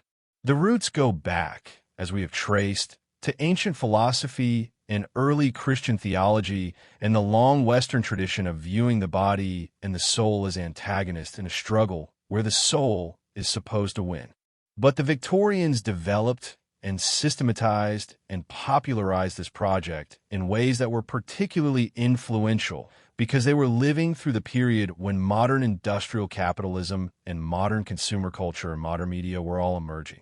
They were the generation that figured out how to turn body anxiety into a profitable industry, how to mass produce the message that bodies need intervention and improvement, how to create standards that most bodies do not naturally meet, and then sell the products that promise to help you meet them. And that innovation, that transformation of an old philosophical and theological pattern into a modern commercial system, is why the Victorian moment matters so much for understanding the present. Because we inherited that system, we are still living inside it. The specific products have changed, but the basic mechanism, create dissatisfaction, sell solutions, blame the individual when the solutions do not work, sell more solutions, is the same. But underneath the commercial system, underneath the Victorian moralization of restraint and the modern language of health and wellness, there is something even deeper and even more fundamentally human. There is the fear of the body's vulnerability. The knowledge that we are going to age and sicken and die, and that there is ultimately nothing we can do to prevent that. The terror of living in a thing that we do not fully control and that will inevitably fail us. And the human response to that terror, across many cultures and time periods, has been to try to exert control wherever control seems possible, to create rituals and disciplines and systems of management that give us the feeling that we are not entirely helpless in the face of bodily existence. We cannot prevent death, but we can control what we eat. We cannot stop aging, but we could try to maintain the appearance of youth. We cannot eliminate vulnerability, but we can try to make our bodies stronger, harder, less soft, less yielding, less obviously mortal. The Victorian woman lacing herself into her corset every morning was engaged in this project. She was taking the soft, unpredictable, unruly body and containing it, shaping it, making it conform to a form that culture had decided was proper and acceptable. And in doing so, she was asserting, at least symbolically, that she was not at the mercy of her body, that she had agency, that she could impose order on the chaotic fact of physical existence. The fact that this assertion was partly illusory, that the corset could not actually prevent illness or death or the body's eventual decline, did not make the ritual meaningless. Rituals do not have to accomplish their ostensible purpose in order to serve important psychological functions. The ritual of body management, then and now, serves the function of managing anxiety about embodiment. It gives people something to do. It provides structure and purpose and a feeling of control in a domain where actual control is limited. And this is true even when, especially when, the ritual of body management becomes harmful. Even when the pursuit of thinness becomes restrictive eating or compulsive exercise or medical intervention that carries genuine risks. Because the anxiety being managed is so fundamental and so persistent that people will often accept significant harm in exchange for the feeling that they are doing something, that they are not simply passive victims of bodily existence. The Victorians understood this, though they would not have described it in these terms. They understood that the body was frightening, that mortality was terrifying, that the loss of control over the physical self was one of the most disturbing things a person could experience. And their response was to create elaborate systems of bodily discipline that promised, if not actual control over death and disease, at least the performance of control, the appearance of mastery, the social recognition that came from successfully managing the body according to cultural standards. And that performance mattered enormously to the people engaging in it, because social recognition is not a trivial thing. Humans are social creatures. We need to belong. We need to be accepted by our communities. We need to feel that we are meeting the standards that define membership in the groups we identify with.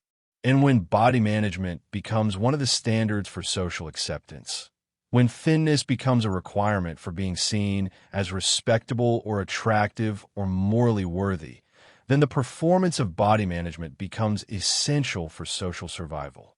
The Victorian woman who ate sparingly at dinner was not just managing her appetite. She was managing her social position. She was demonstrating to everyone watching that she understood the rules and could follow them, that she had successfully internalized the values of her class and her gender, that she belonged. And belonging was not optional. Belonging was survival, particularly for women whose economic security depended entirely on their ability to marry well and maintain their position in respectable society. So the human truth here is this. We police our bodies and each other's bodies not primarily out of individual vanity or stupidity or even internalized oppression, though all of those things can be present. We police bodies because we are social creatures living in hierarchical societies where access to resources and security and belonging depends on meeting social standards, and body management has become one of those standards. We police bodies because we are mortal creatures terrified of our own vulnerability, and controlling the body gives us the illusion of control over mortality. We police bodies because we are meaning-making creatures who need the world to make moral sense, and turning body size into a moral category allows us to believe that the world is just, that people get what they deserve, that thinness is achievement and fatness is failure, and everything has an explanation that locates responsibility in individual choice. All of those needs, for social belonging, for control over mortality, for moral coherence, are deeply human needs. They appear across cultures and time periods. And the systems that promise to meet those needs, even when the promise is false and the methods are harmful, have enormous staying power because the needs themselves do not go away. The Victorian period shows us what happens when those universal human needs collide with a particular set of historical circumstances: industrial capitalism, urbanization, scientific development, gender ideology, class anxiety, epidemic disease, and produce a cultural system that is both recognizable as human and specific to its moment. The Victorians were not uniquely terrible. They were humans doing what humans do, trying to make sense of embodiment using the tools and frameworks available to them. And we're doing the same thing. We are still living in bodies that age and sicken and die. We are still living in hierarchical societies where belonging requires meeting standards. We are still desperate for control over the uncontrollable. We are still trying to make the body mean something beyond its simple physical existence. The specific forms have changed, but the underlying pattern is the same. And recognizing that pattern, seeing it clearly across time, is both humbling and potentially liberating. Humbling because it makes clear that this is not a simple problem with a simple solution. It is built into the structure of human consciousness and human society in ways that are very old and very deep. You cannot solve it just by being more aware or more enlightened or more committed to body positivity, though those things may help at the margins. But it is also potentially liberating because seeing the pattern makes it less personal. The anxiety you feel about your body is not a personal failing. It is not evidence that you're uniquely weak or vain or foolish. It is evidence that you are human, living in a human society, subject to the same forces that have shaped humans' relationships with their bodies for thousands of years. You did not invent this problem. You inherited it. And while that does not make it easier to live with, it at least removes the burden of individual responsibility for something that is fundamentally social and historical. The other truth that emerges is about change and the difficulty of change and what actually has to happen for deeply embedded cultural patterns to shift. Individual choices matter, but they are not sufficient. Awareness matters, but it is not sufficient. Even changing laws and policies matters, but it is not sufficient because the pattern we were talking about operates at the level of meaning and identity and deeply internalized value systems that are transmitted across generations and reinforced by powerful institutions. Real change, the kind of change that would actually dismantle the idealization of thinness and the moralization of body size, would require changes at multiple levels simultaneously. It would require dismantling the commercial industries that profit from body dissatisfaction. It would require changing the gender ideologies that make women's worth dependent on their appearance. It would require addressing the economic insecurities that make social belonging feel like survival. It would require finding new ways to manage the anxiety about mortality that currently gets channeled into body management. It would require several generations of deliberately different child rearing and education and media representation. It would require, in other words, transformation of the basic structures of how we organize society and make meaning and transmit culture. That is a genuinely enormous project. It is not impossible. Human societies have transformed themselves in fundamental ways before. But it is not easy, and it is not quick, and it does not happen just because people recognize that the current system is harmful. The Victorians were not ignorant of the harms caused by tight lacing or restrictive eating or the idealization of consumptive fragility. There were doctors and reformers and women themselves who pointed out the problems clearly and repeatedly. But that knowledge was not sufficient to end the practices because the practices served too many functions and were supported by too many powerful interests and were too deeply embedded in how people understood themselves and their world. The same is true now. We have extraordinary amounts of evidence that diet culture is harmful, that the pursuit of thinness causes eating disorders and mental health problems and does not actually produce the health outcomes it promises. We have that knowledge. Many people are aware of that knowledge. And yet the pattern persists because knowledge alone does not dismantle systems that are serving other purposes.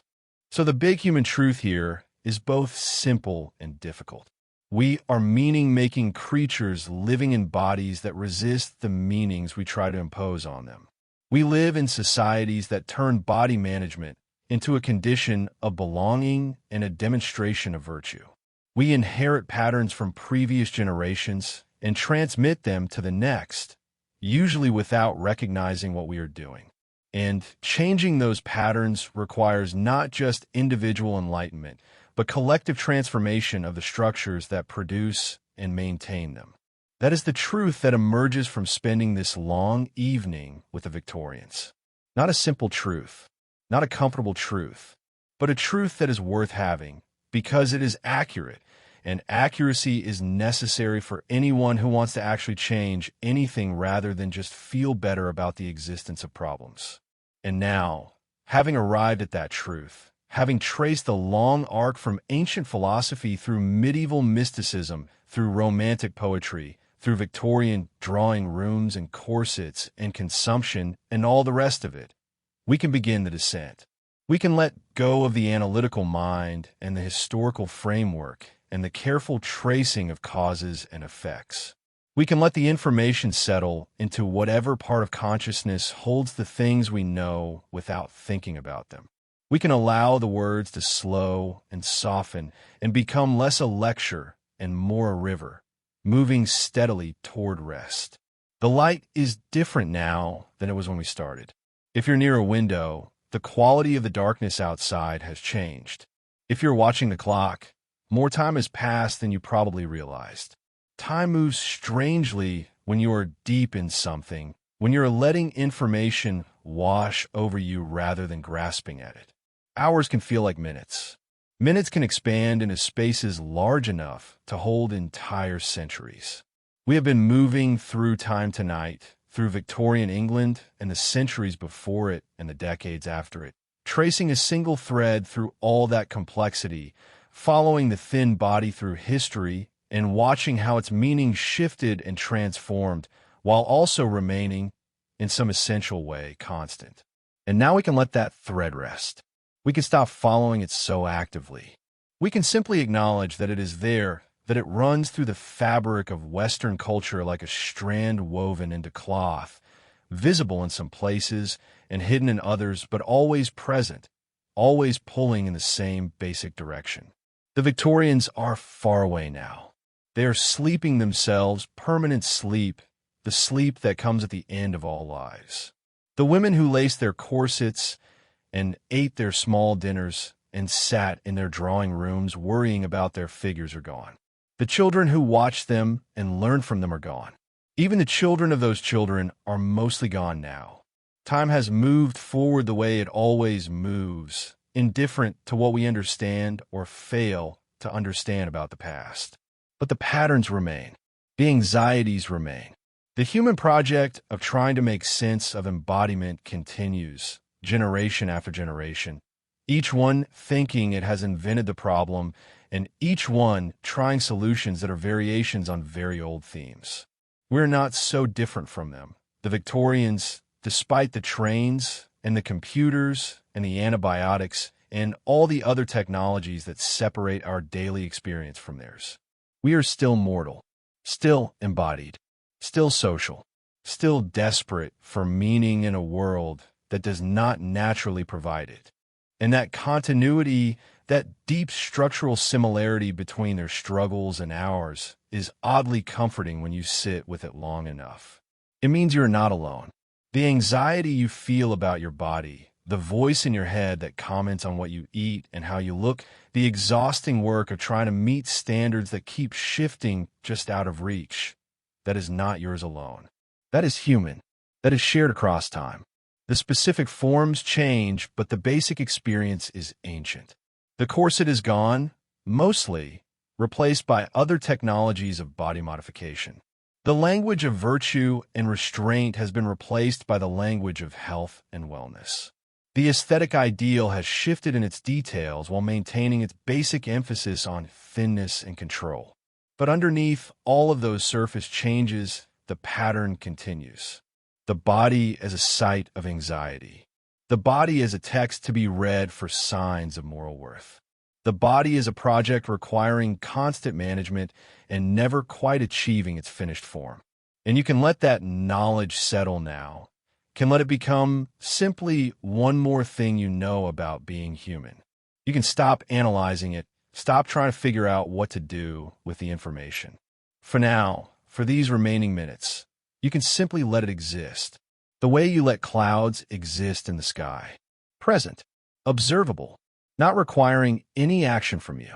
There is a rhythm to history that becomes visible when you look at it from the right distance. The way the same problems recur in different forms. The way humans keep trying to solve the unsolvable, keep trying to control the uncontrollable, keep building systems and rituals and meanings around the simple fact of having a body. And the rhythm is not progress, exactly, though some things do improve. It is more like a spiral, returning to the same themes again and again, but from slightly different angles, with slightly different tools. The Victorians had their corsets and their consumption and their drawing rooms. We have our diet plans and our fitness apps and our wellness culture. They told stories about restraint and virtue. We tell stories about health and self-care. They judged women's bodies in the public square. We judge women's bodies on the internet. The technology changes. The speed changes. The scale changes. But the basic human dynamics remain remarkably stable.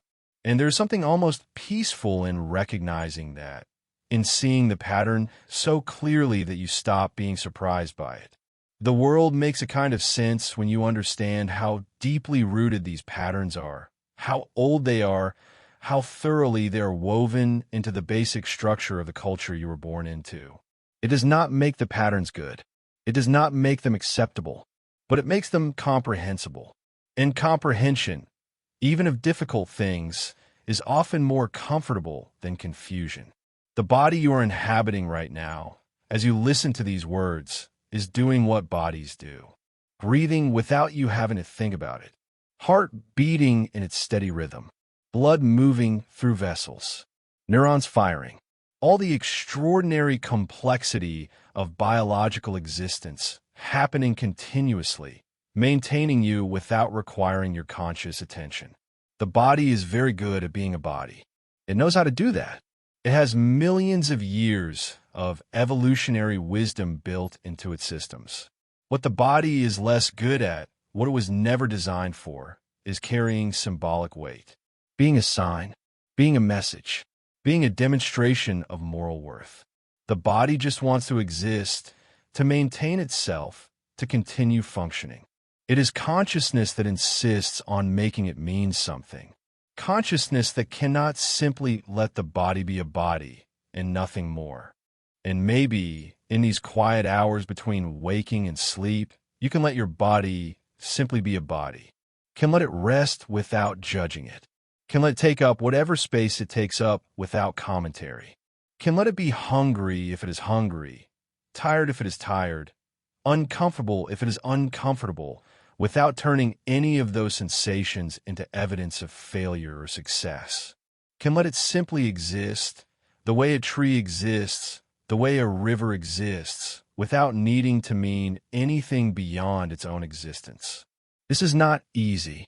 This goes against centuries of training, of cultural messaging, of learned habits of self-surveillance and self-judgment. But for these few minutes, as sleep approaches, it might be possible. It might be possible to simply feel what it feels like to be alive in a body, without making that fact into a problem requiring solution. The Victorians could not do this. They were too deeply embedded in their frameworks, too committed to the idea that the body had to be controlled and shaped and made meaningful. But you, in this moment, in this quiet space, might be able to do it. Might be able to find a few moments of simple existence before consciousness fades into sleep. Breathing in, breathing out, the body doing what it knows how to do. The mind beginning to loosen its grip on analysis and narrative and meaning-making. The long day releasing you. The accumulated weight of information and history and cultural pattern settling into whatever part of you will hold it while you sleep.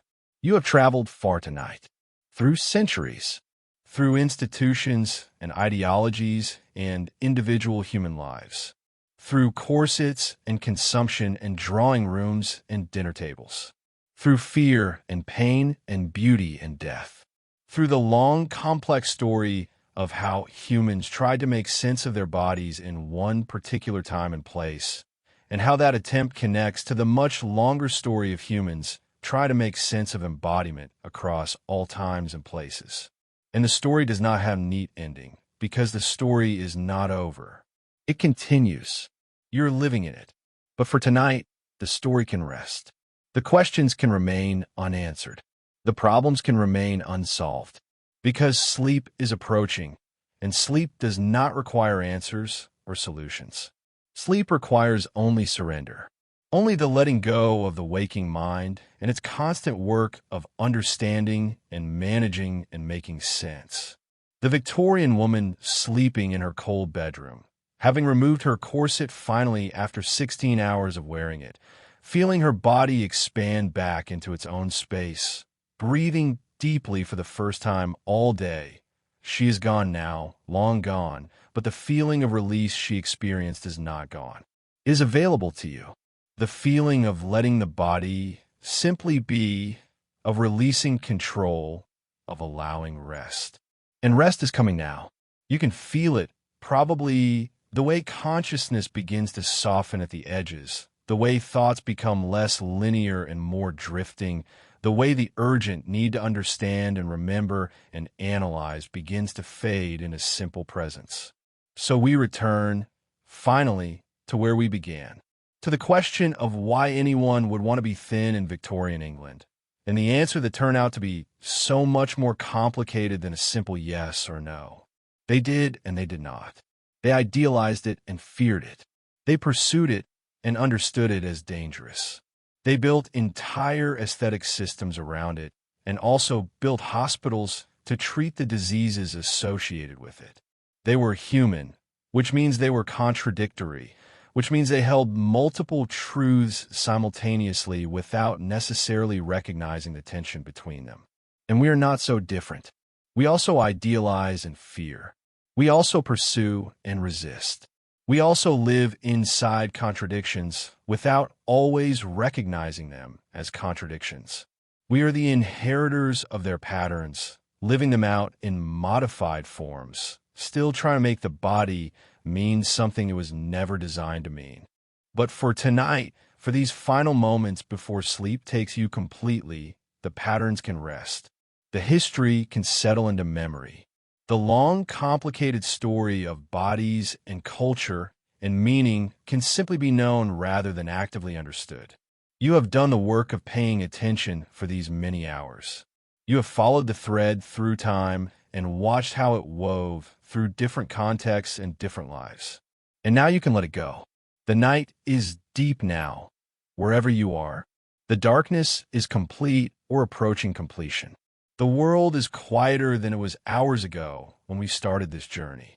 And you are tired, properly tired, the kind of tired that comes from sustained attention rather than from physical labor, the kind of tired that makes sleep feel like a welcome dissolution rather than an interruption. Your body knows how to sleep. It has done this thousands of times. Every night of your life, your body has found its way into unconsciousness and stayed there for hours, performing the essential maintenance that consciousness interrupts, healing and integrating and preparing for the next day. Your body is very good at this. You do not need to help it. You just need to stop interfering.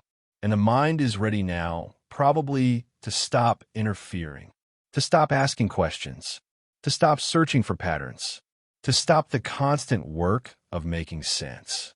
The mind has been fed tonight, has been given enormous amounts of information to process, has been taken on a long journey through time and thought and human complexity. And now it can rest, can let the information settle where it will, can trust that whatever needs to be remembered will be remembered, and whatever needs to be forgotten will fade. There is nothing left to solve tonight. No test at the end. No requirement to remember every detail or to form a coherent opinion about what it all means. The Victorian relationship with thinness was complicated, and now you know that. And that is enough. The pattern continues into the present, and now you know that too. And that is also enough. The human project of trying to control and make sense of embodiment is very old and very persistent and not easily solved, and you know that now as well. And knowing those things does not require you to do anything with them. They can simply rest in your consciousness the way any knowledge rests, available when needed, quiet when not. The urgent feeling that you need to figure something out, that you need to form a conclusion or take a position or decide what to think about all of this, that urgent feeling can dissolve now. Because there is no urgency. There is only rest approaching. The corset is unlaced. The dinner is eaten. The long day in Victorian England is over. The woman whose life we traced is sleeping now, her real sleep, the one that has lasted more than a century. And you can join her, not in death, but in the smaller sleep that comes every night, the sleep that restores and renews and makes continuation possible. Let your breathing deepen. Let the weight of your body settle more completely into whatever is supporting it. Let the muscles release their small holdings of tension, the ones you did not even know were there until they let go. Let your eyes close if they are not closed already, or stay closed if they have already drifted shut while you are listening. Let the darkness behind your eyelids expand until it is larger than the room, larger than the house, larger than the city, until it is simply the darkness of rest, the darkness of not thinking, the darkness of sleep beginning to take hold. The story is over for tonight. The Victorians are resting. The questions are resting. The anxiety about bodies and meaning and cultural patterns, all of it can rest. Because you are here now, in this moment, and this moment requires nothing from you except the simple willingness to let go, to stop holding consciousness so tightly, to allow the natural drift into sleep that the body has been preparing for since the light changed hours ago. And as you drift, as consciousness begins to soften and dissolve and transform into something else, you can take with you one final thought, simple and quiet and requiring no action.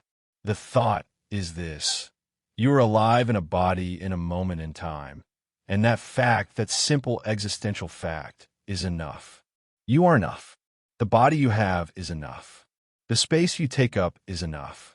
The amount you eat or do not eat, the shape you are or are not, the standards you meet or fail to meet, none of that determines your worth as a human being. None of that makes you more or less deserving of rest and peace in the simple, gentle night that is settling around you now. The Victorians did not know this, or they knew it and could not act on it, or they glimpsed it briefly and then lost it in the noise of daily life and social expectation. But you can know it. You can hold it. You can let it be true, at least for tonight, at least for these hours of sleep that are beginning now. The body rests. The mind rests. The long journey through history and meaning and human complexity is complete for now. And sleep, patient sleep, is here, waiting, ready, welcoming you into its quiet darkness, where nothing needs to be understood or solved or managed, where you can simply exist, breathing and resting and letting the hours pass, until morning comes and consciousness returns and the world begins again. But that is many hours away. And for now, there is only this: the darkness, the quiet, the breath, the slow, gentle descent into sleep, the body knowing what to do, the mind finally willing to let it. Rest now. Sleep. Let everything we have traveled through tonight settle into dream or into nothing, whichever comes. Let the Victorians sleep in their history. Let the patterns rest in their complexity. Let your body rest in its simple physical reality, unadorned by meaning, unjudged by culture, simply existing in the night. Sleep well. Sleep deeply. And when you wake, whenever that is, the world will still be here. Changed and unchanged. Complicated and simple. The same as it ever was. But for now, sleep. Just sleep.